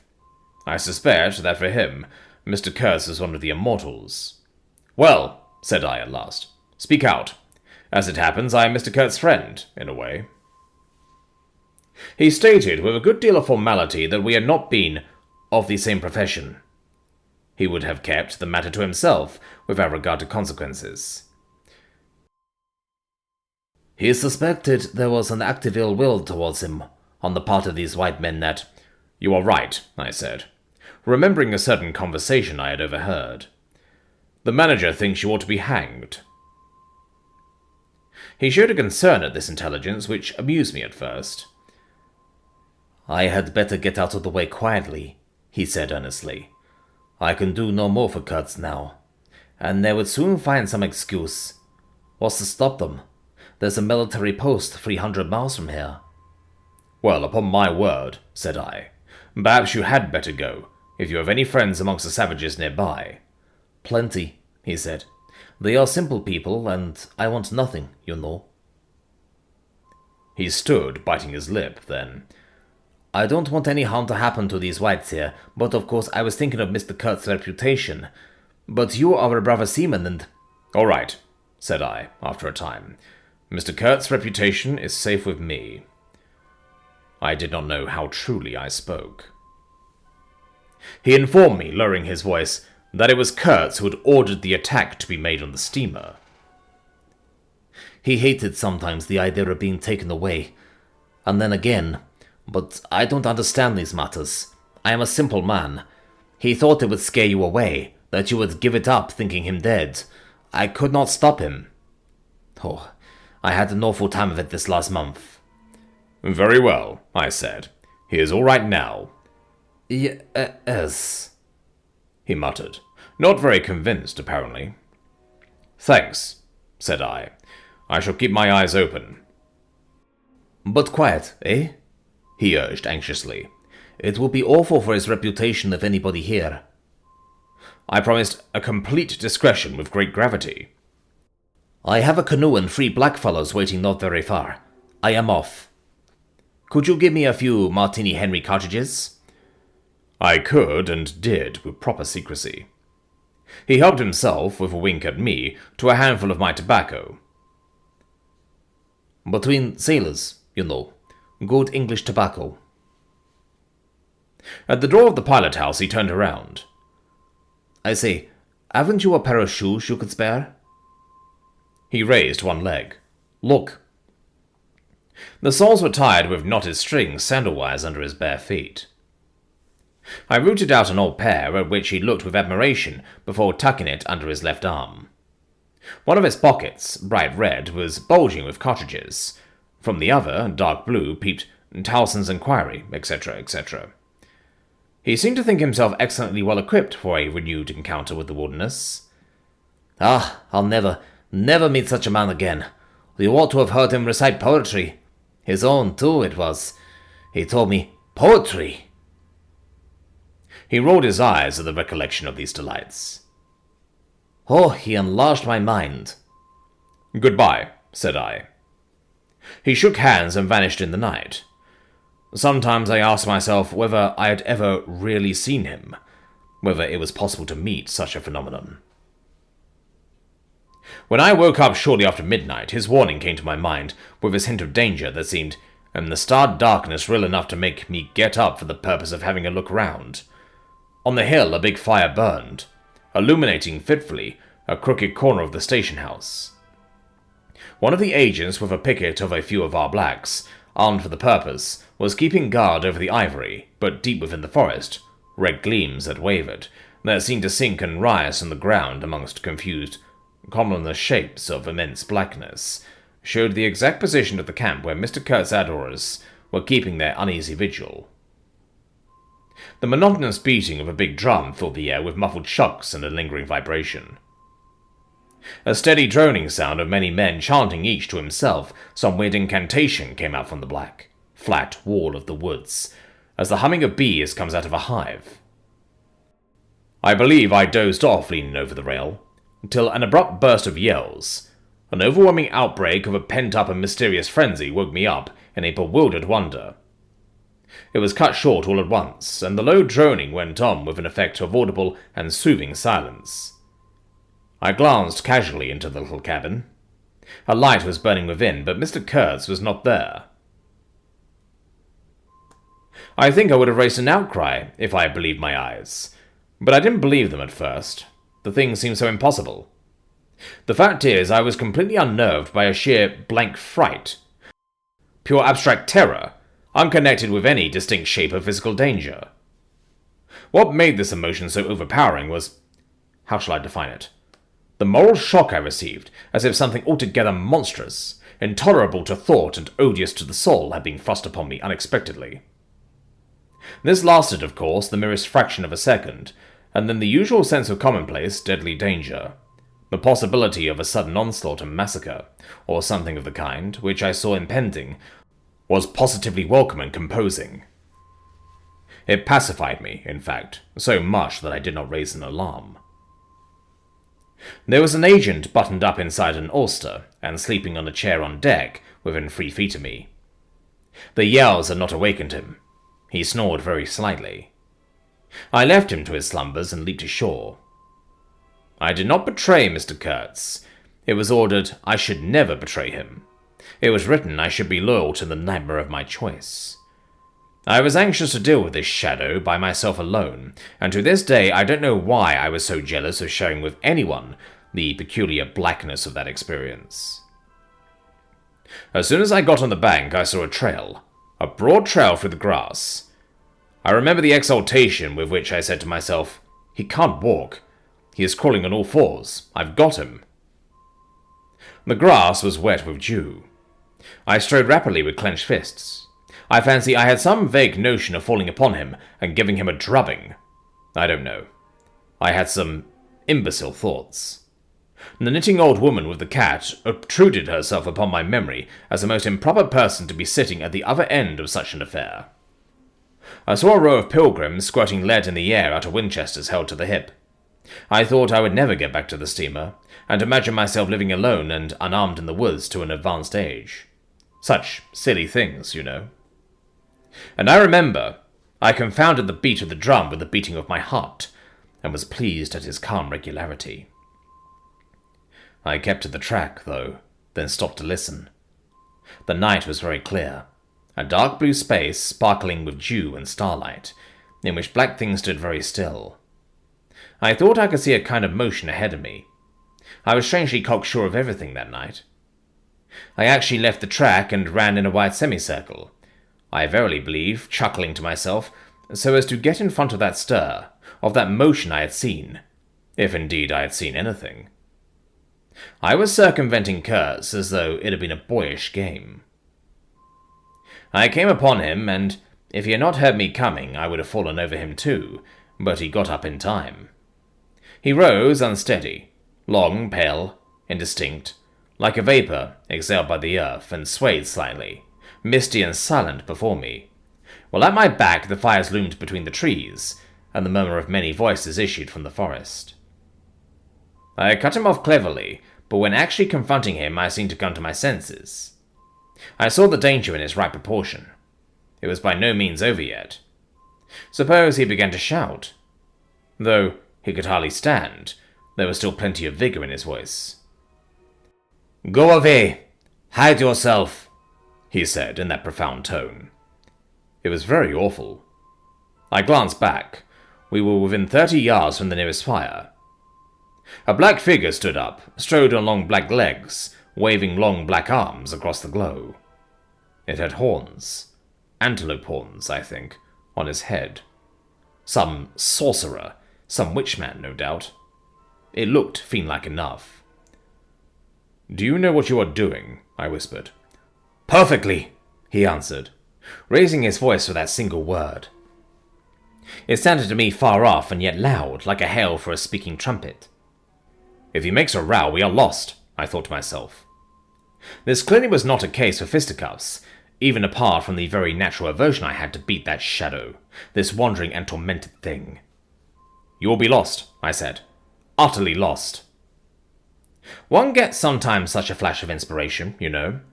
I did say the right thing, though indeed he could not have been more irretrievably lost than he was at this very moment, when the foundations of our intimacy were being laid. To endure, even to the end, even beyond. "I had immense plans," he muttered, irresolutely. "Yes," said I, "but if you try to shout, I'll smash your head with—" There was not a stick or a stone near. "I will throttle you for good," I corrected myself. "I was on the threshold of great things," he pleaded, in a voice of longing, with a wistfulness of tone that made my blood run cold. "And now for this stupid scoundrel." "Your success in Europe is assured in any case," I affirmed steadily. I did not want to have the throttling of him, you understand, and indeed it would have been very little use for any practical purpose. I tried to break the spell, the heavy, mute spell of the wilderness, that seemed to draw him to its pitiless breast by the awakening of forgotten and brutal instincts, by the memory of gratified and monstrous passions. This alone, I was convinced, had driven him out to the edge of the forest, to the bush, towards the gleam of fires, the throb of drums, the drone of weird incantations. This alone had beguiled his unlawful soul beyond the bound of permitted aspirations.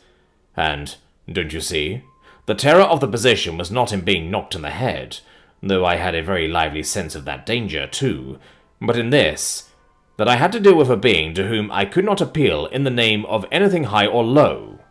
I had even like the nick to invoke him, himself, his own exalted and incredible degradation. There was nothing either above or below him, and I knew it. He had kicked himself loose of the earth. Confound the man! He had kicked the very earth to pieces. He was alone, and I before him did not know whether I stood on the ground or floated in the air. I've been telling you what we said, repeating the phrases we pronounced, but what's the good? They were common, everyday words, the familiar, vague sounds exchanged on every waking day of life. But what of that? They had behind them, to my mind, the terrific suggestiveness of words heard in dreams, of phrases spoken in nightmares. Soul! If anybody ever struggled with a soul, I am the man. And I wasn't arguing with a lunatic either. Believe me or not, his intelligence was perfectly clear. And concentrated, it is true, upon himself with horrible intensity, yet clear, and therein was my only chance, barring, of course, the killing him there and then, which wasn't so good, on account of unavoidable noise. But his soul was mad. Being alone in the wilderness, it had looked within itself, and by heavens, I tell you, it had gone mad. I had, for my sins, I suppose, to go through the ordeal of looking into it myself. No eloquence to go through the ordeal of looking into it myself. No eloquence could have been so withering to one's belief in mankind as his final burst of sincerity. He struggled with himself, too. I saw it. I heard it. I saw the inconceivable mystery of a soul that knew no restraint, no faith, and no fear, yet struggling blindly with itself. I kept my head pretty well, but when I had him at last stretched on the couch, I wiped my forehead, while my legs shook under me as though I had carried half a ton on my back down that hill. And yet I had only supported him. His bony arm clasped round my neck, and he was not much heavier than a child.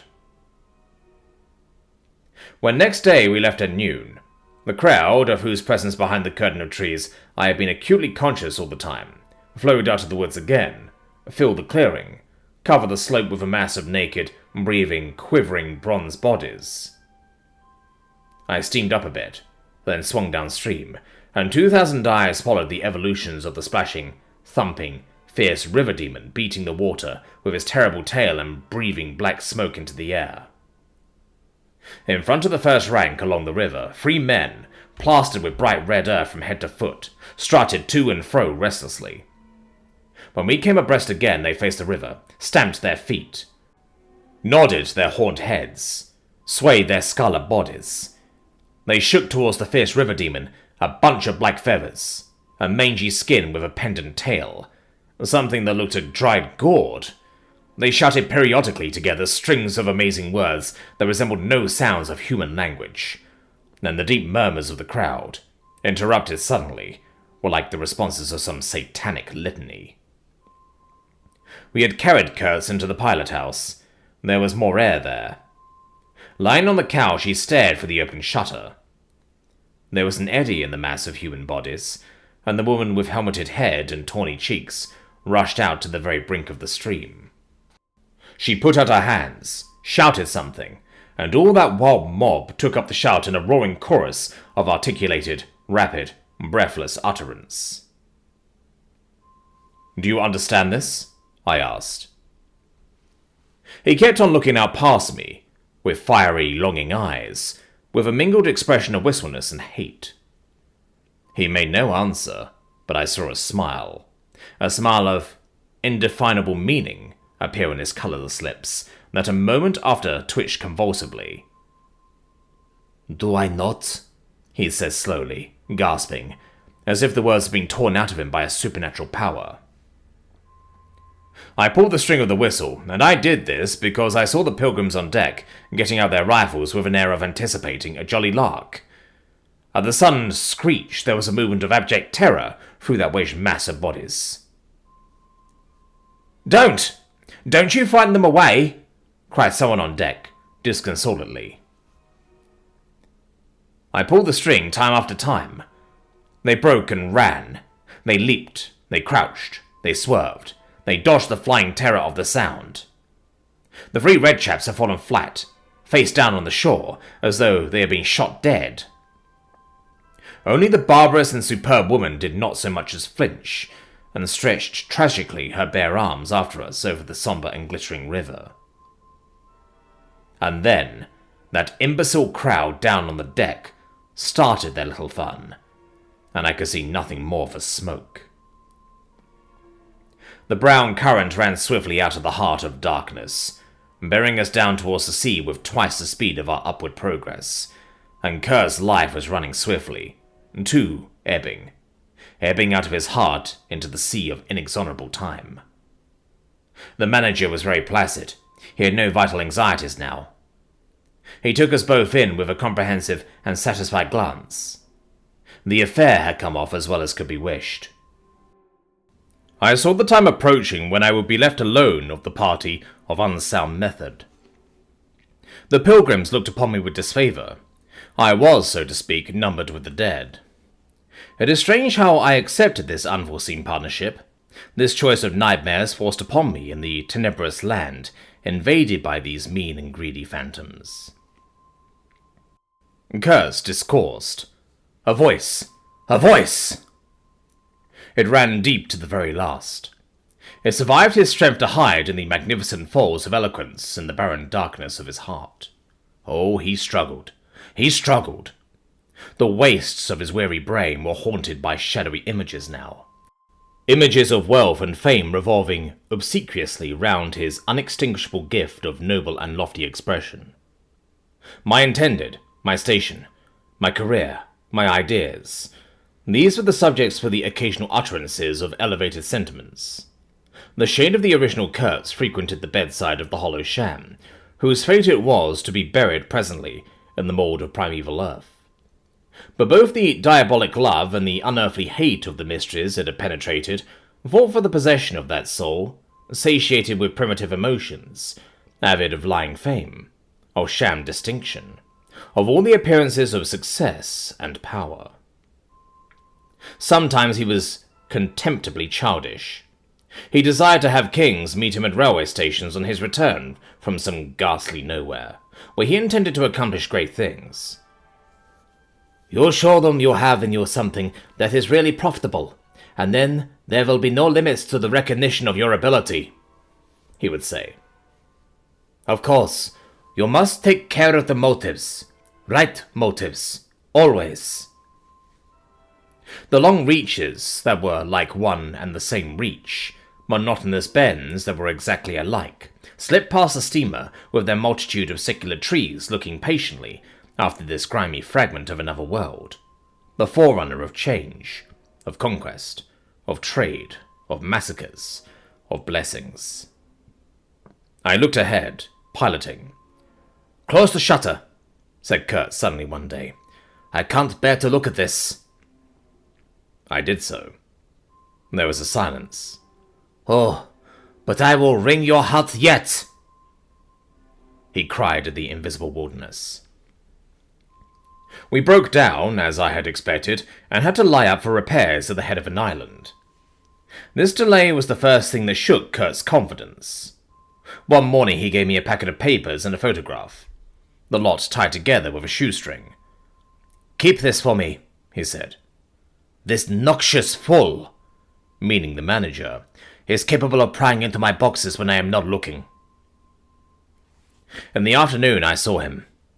He was lying on his back with closed eyes, and I withdrew quietly, but I heard him mutter, "Live rightly.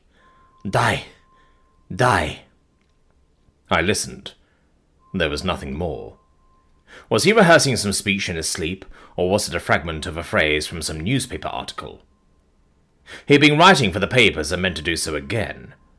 "For the furthering of my ideas. It's a duty." His was an impenetrable darkness. I looked at him as you peer down at a man who is lying at the bottom of a precipice where the sun never shines. But I had not much time to give him because I was helping the engine driver to take to pieces the leaky cylinders, to straighten a bent connecting rod, and in other such matters. I lived in an infernal mess of rust, filings, nuts, bolts, spanners, hammers, ratchet drills, things I abominate because I don't get on with them. I tended the little forge we fortunately had aboard. I toiled wearily in a wretched scrap heap, unless I had the shakes too bad to stand. One evening, coming in with a candle, I was startled to hear him say, a little tremulously, "I am lying here in the dark, waiting for death." The light was within a foot of his eyes. I forced myself to murmur, "Oh, nonsense," and stood over him as if transfixed.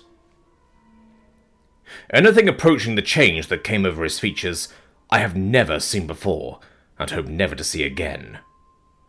Oh, I wasn't touched. I was fascinated. It was as though a veil had been rent. I saw on that ivory face the expression of somber pride, of ruthless power, of craven terror, of an intense and hopeless despair. Did he live his life again in every detail of desire, temptation, and surrender, during that supreme moment of complete knowledge? He cried in a whisper at some image, at some vision. He cried out twice, a cry that was no more than a breath. "The horror! The horror!" I blew the candle out and left the cabin. The pilgrims were dining in the mess room, and I took my place opposite the manager, who lifted his eyes to give me a questioning glance, which I successfully ignored. He leaned back, serene, with that peculiar smile of his sealing the unexpressed depths of his meanness. A continuous shower of small flies streamed upon the lamp, upon the cloth, upon our hands and faces. Suddenly the manager's boy put his insolent black head in the doorway, and said in a tone of scathing contempt, "Mr. Kurtz, he did." All the pilgrims rushed out to see. I remained and went on with my dinner. I believe I was considered brutally callous. However, I did not eat much. There was a lamp in there, light, don't you know, and outside it was so beastly dark. I went no more near the remarkable man who had pronounced a judgment upon the adventures of his soul on this earth.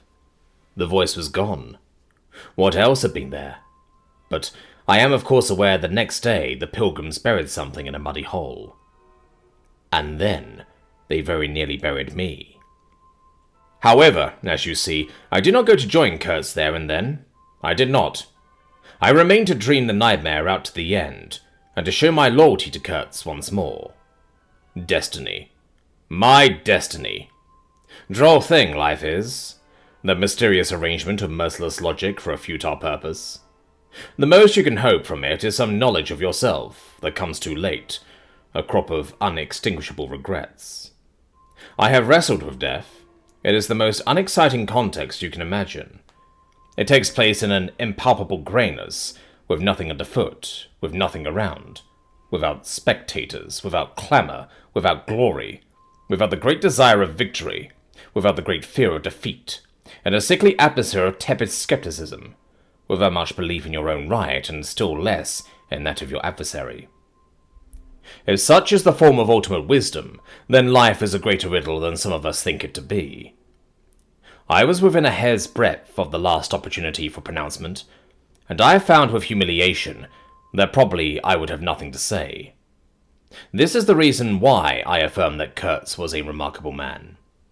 He has something to say. He said it.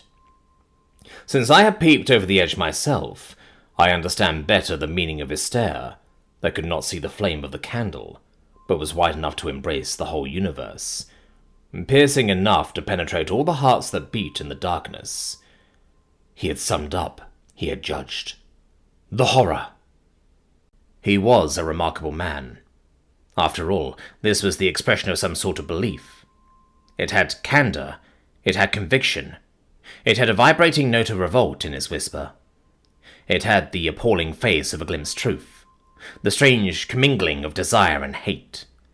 And it is not my own extremity I remember best. A vision of greyness without form filled with physical pain, and a careless contempt for the evanescence of all things, even of this pain itself. No. It is his extremity that I seem to have lived through. True, he had made that last stride. He had stepped over the edge, while I had been permitted to draw back my hesitating foot. And perhaps in this is the whole difference. Perhaps all the wisdom, and all truth, and all sincerity, are just compressed into that inappreciable moment of time in which we step over the threshold of the invisible. Perhaps. I like to think my summing up would not have been a word of careless contempt. Better his cry. Much better. It was an affirmation, a moral victory paid for by innumerable defeats, by abominable terrors, by abominable satisfactions. But it was a victory. That is why I have remained loyal to Kurtz to the last, and even beyond, when a long time after I heard, once more, not his own voice, but the echo of his magnificent eloquence, thrown to me from a soul as translucently pure as a cliff of crystal. No, they did not bury me, though there was a period of time which I remember mistily, with a shuddering wonder, like a passage through some inconceivable world that had no hope in it and no desire. I found myself back in the sepulchral city, resenting the sight of people hurrying through the streets to filch a little money from each other, to devour their infamous cookery, to gulp their unwholesome beer, to dream their insignificant and silly dreams. They trespassed upon my thoughts. They were intruders whose knowledge of life was to me an irritating pretense, because I felt so sure they could not possibly know the things I knew. Their bearing, which was simply the bearing of commonplace individuals going about their business, in the assurance of perfect safety, was offensive to me like the outrageous flauntings of folly in the face of a danger it is unable to comprehend. I had no particular desire to enlighten them, but I had some difficulty in restraining myself from laughing in their faces so full of stupid importance. I dare say I was not very well at that time. I tottered about the streets. There were various affairs to settle, grinning bitterly at perfectly respectable persons. I admit my behaviour was inexcusable, but then my temperature was seldom normal in these days. My dear aunt's endeavours to nurse up my strength seemed altogether beside the mark. It was not my strength that wanted nursing, it was my imagination that wanted soothing. I kept the bundle of papers given me by Kurtz, not knowing exactly what to do with it. His mother had died lately, watched over, as I was told, by his intended. A clean-shaved man, with an official manner and wearing gold-rimmed spectacles, called on me one day and made inquiries, at first circuitous, afterwards suavely pressing, about what he was pleased to denominate certain documents. I was not surprised, because I had had 2 rows from the manager on the subject out there. I had refused to give up the smallest scrap out of that package, and I took the same attitude with the spectacled man. He became darkly menacing at last, and with much heat argued that the company had the right to every bit of information about its territories. And said he, Mr. Kurtz's knowledge of unexplored regions must have been necessarily extensive and peculiar, owing to his great abilities and to the deplorable circumstances in which he had been placed. Therefore, I assured him Mr. Kurtz's knowledge, however extensive, did not bear upon the problems of commerce or administration. He invoked then the name of science. It would be an incalculable loss if, etc., etc. I offered him the report on the suppression of savage customs, with the postscriptum torn off. He took it up eagerly, but ended by sniffing at it with an air of contempt. This is not what we had a right to expect, he remarked. Expect nothing else, I said. There are only private letters. He withdrew upon some threat of legal proceedings, and I saw him no more, but another fellow, calling himself Kurtz's cousin, appeared 2 days later, and was anxious to hear all the details about his dear relative's last moments. Incidentally, he gave me to understand that Kurtz had been essentially a great musician. There was the making of an immense success, said the man, who was an organist, I believe, with lank grey hair flowing over a greasy coat collar. I had no reason to doubt his statement, and to this day I am unable to say what was Kurtz's profession, whether he ever had any, which was the greatest of his talents. I had taken him for a painter who wrote for the papers, or else for a journalist who could paint, but even the cousin, who took snuff during the interview, could not tell me what he had been exactly. He was a universal genius. On that point I agreed with the old chap, who thereupon blew his nose noisily into a large cotton handkerchief, and withdrew in senile agitation, bearing off some family letters and memoranda without importance. Ultimately, a journalist anxious to know something of the fate of his dear colleague turned up. This visitor informed me Kurt's proper sphere ought to have been politics on the popular side. He had furry straight eyebrows, bristly hair cropped short, an eyeglass on a broad ribbon, and, becoming expansive, confessed his opinion that Kurtz really couldn't write a bit. But heavens, how that man could talk! He electrified large meetings. He had faith, don't you see? He had the faith. He could get himself to believe anything. Anything. He would have been a splendid leader of an extreme party. What party? I asked. Any party, answered the other. He was an extremist. Did I not think so? I assented. Did I know, he asked, with a sudden flash of curiosity, what it was that had induced him to go out there? Yes, said I, and forthwith handed him the famous report for publication, if he thought fit. He glanced through it hurriedly, mumbling all the time, judged it would do, and took himself off with his plunder. Thus I was left at last with a slim packet of letters and the girl's portrait. She struck me as beautiful. I mean, she had a beautiful expression. I know that the sunlight can be made to lie too, yet one felt that no manipulation of light and pose could have conveyed the delicate shade of truthfulness upon those features. She seemed ready to listen without mental reservation, without suspicion, without a thought for herself. I concluded I would go and give her back her portrait and those letters myself. Curiosity? Yes. And also some other feeling, perhaps. All that had been Kurtz's had passed out of my hands. His soul, his body, his station, his plans, his ivory, his career. There remained only his memory and his intended, and I wanted to give that up too, to the past, in a way, to surrender personally all that remained of him with me to that oblivion which is the last word of our common fate. I don't defend myself. I had no clear perception of what it was I really wanted. Perhaps it was an impulse of unconscious loyalty, or the fulfillment of one of those ironic necessities that lurk in the facts of human existence. I don't know. I can't tell. But I went. I thought his memory was like the other memories of the dead that accumulate in every man's life, a vague impress on the brain of shadows that have fallen on it in their swift and final passage. But before the high and ponderous door, between the tall houses of a street as still and decorous as a well-kept alley in a cemetery, I had a vision of him on the stretcher, opening his mouth voraciously, as if to devour all the earth with all its mankind. He lived then before me. He lived as much as he had ever lived, a shadow insatiable of splendid appearances, of frightful realities, a shadow darker than the shadow of the night, and draped nobly in the folds of a gorgeous eloquence. The vision seemed to enter the house with me.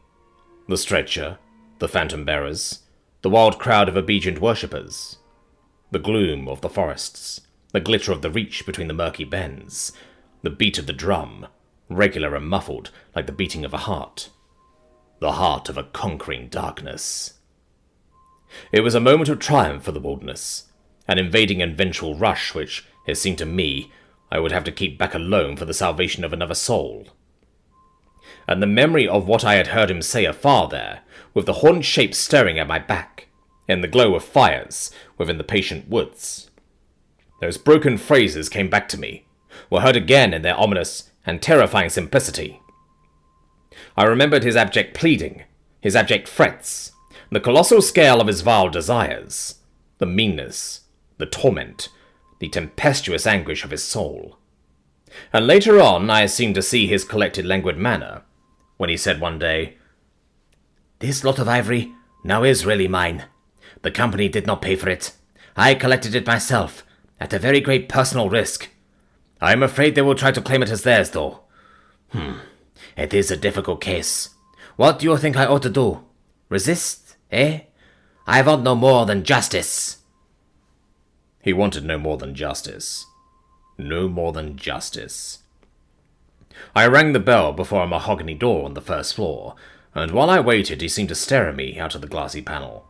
Stare with that wide and immense stare, embracing, condemning, loathing all the universe. I seemed to hear the whispered cry, "The horror! The horror!" The dusk was falling. I had to wait in a lofty drawing room with 3 long windows from floor to ceiling that were like 3 luminous and bed-draped columns. The bent gilt legs and backs of the furniture shone in indistinct curves. The tall marble fireplace had a cold and monumental whiteness. A grand piano stood massively in a corner, with dark gleams on the flat surfaces like a somber and polished sarcophagus. A high door opened, closed. I rose. She came forward, all in black, with a pale head, floating towards me in the dusk. She was in mourning. It was more than a year since his death, more than a year since the news came. She seemed as though she would remember and mourn forever. She took both my hands in hers and murmured, "I had heard you were coming." I noticed she was not very young. I mean, not girlish. She had a mature capacity for fidelity, for belief, for suffering. The room seemed to have grown darker, as if all the sad light of the cloudy evening had taken refuge on her forehead. This fair hair, this pale visage, this pure brow, seemed surrounded by an ashy halo from which the dark eyes looked out at me. Their glance was guileless, profound, confident and trustful. She carried her sorrowful head as though she were proud of that sorrow, as though she would say, I alone know how to mourn for him as he deserves." But while we were still shaking hands, such a look of awful desolation came upon her face that I perceived she was one of those creatures that are not the playthings of time. For her, he had died only yesterday, and, by Jove, the expression was so powerful that for me, too, he seemed to have died only yesterday. Nay, this very minute. I saw her and him in the same instant of time, his death and her sorrow. I saw her sorrow in the very moment of his death. Do you understand? I saw them together. I heard them together.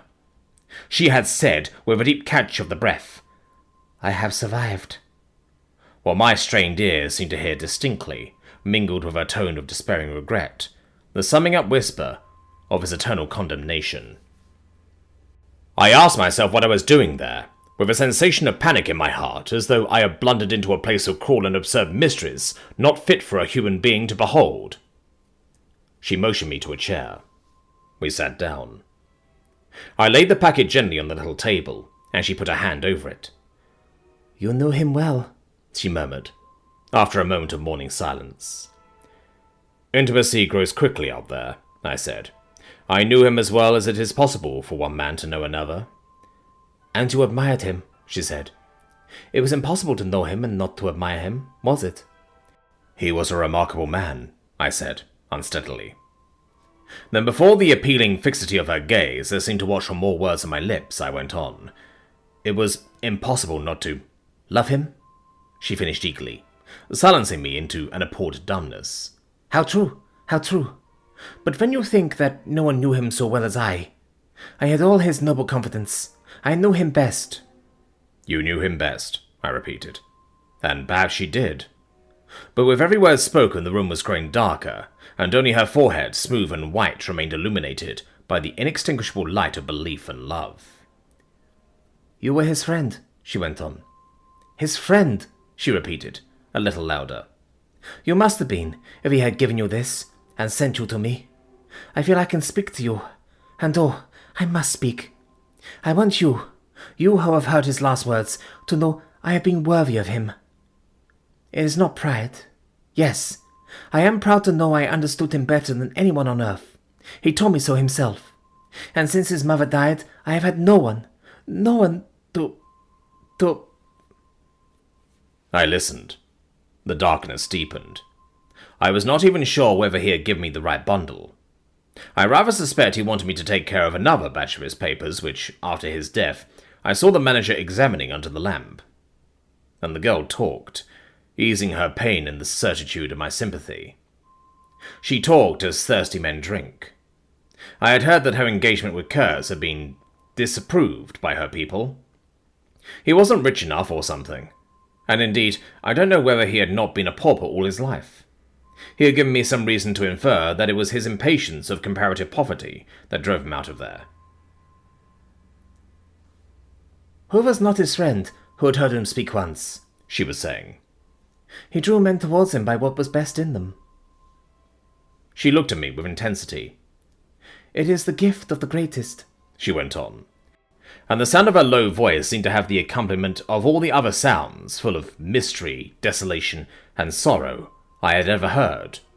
The ripple of the river, the soughing of the trees swayed by the wind, the murmurs of the crowds, the faint ring of incomprehensible words cried from afar, the whisper of a voice speaking from beyond the threshold of an eternal darkness. "But you have heard him. You know," she cried. "Yes, I know," I said, with something like despair in my heart, but bowing my head before the faith that was in her, before that great and saving illusion that shone with an unearthly glow in the darkness, and the triumphant darkness from which I could not have defended her, from which I could not even defend myself. "What a loss to me, to us," she corrected herself with beautiful generosity, then added in a murmur, "to the world." By the last gleams of twilight I could see the glitter of her eyes, full of tears that would not fall. "I have been very happy, very fortunate, very proud," she went on. "Too fortunate, too happy for a little while, and now I am unhappy for life." She stood up. Her fair hair seemed to catch all the remaining light in the glimmer of gold. I rose too. "And all of this," she went on mournfully, "of all his promise, and of all his greatness, of his generous mind, of his noble heart, nothing remains. Nothing but the memory. You and I—" "We shall always remember him," I said hastily. "No," she cried. "It is impossible that all this should be lost, that such a life should be sacrificed to leave nothing but sorrow. You know what vast plans he had. I knew of them too. I could not perhaps understand, but others knew of them. Something must remain. His words, at least, have not died." "His words will remain," I said. "And his example," she whispered to herself. "Men looked up to him. His goodness shone in every act. His example." "True," I said. "His example too. Yes, his example. I forgot that." "But I do not. I cannot. I cannot believe, not yet. I cannot believe that I shall never see him again, that nobody will see him again. Never, never, never." She put out her arms as if after a retreating figure, stretching them back and with clasped pale hands across the fading and narrow sheen of the window. "Never see him? I saw him clearly enough then. I shall see this eloquent phantom as long as I live, and I shall see her too, a tragic and familiar shade, resembling in this gesture another one, tragic also, and bedecked with powerless charms stretching bare brown arms over the glitter of the infernal stream, the stream of darkness." She said suddenly, very low, "He died as he lived." "His end," said I, with dull anger staring at me, "was in every way worthy of his life." "And I was not with him," she murmured. My anger subsided before a feeling of infinite pity. "Everything that could be done," I mumbled. "Ah, but I believed in him more than anyone on earth, more than his own mother, more than himself. He needed me. Me.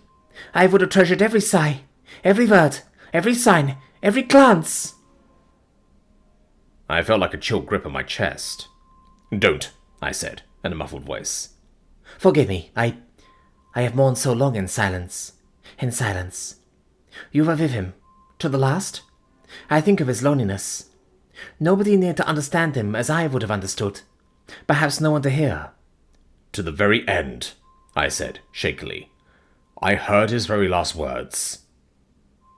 I stopped in a fright. "Repeat them," she murmured, in a heartbroken tone. I want something to live with." I was on the point of crying at her. "Don't you hear them?" The dusk was repeating them in a persistent whisper all around us, in a whisper that seemed to swell menacingly like the first whisper of a rising wind. "The horror! The horror!" "His last word, to live with," she insisted. "Don't you understand I loved him? I loved him! I loved him!" I pulled myself together and spoke slowly. "The last word he pronounced was your name." I heard a light sigh, and then my heart stood still, stopped dead short by an exulting and terrible cry. By the cry of inconceivable triumph and of unspeakable pain. I knew it. I was sure. She knew. She was sure. I heard her weeping. She had hidden her face in her hands. It seemed to me that the house would collapse before I could escape, that the heavens would fall upon my head. But nothing happened. The heavens do not fall for such a trifle. Would they have fallen, I wonder, if I had rendered Kurtz that justice which was his due? Hadn't he said he wanted only justice? But I couldn't. I could not tell her. It would have been too dark. Too dark altogether. Marlowe ceased and sat apart, indistinct and silent, in the pose of a meditating Buddha. Nobody moved for a time. "We have lost the first of the ebb," said the director suddenly. I raised my head. The offing was barred by a black bank of clouds, and the tranquil waterway leading to the utmost ends of the earth flowed sombre under an overcast sky, seemed to lead into the heart of an immense darkness.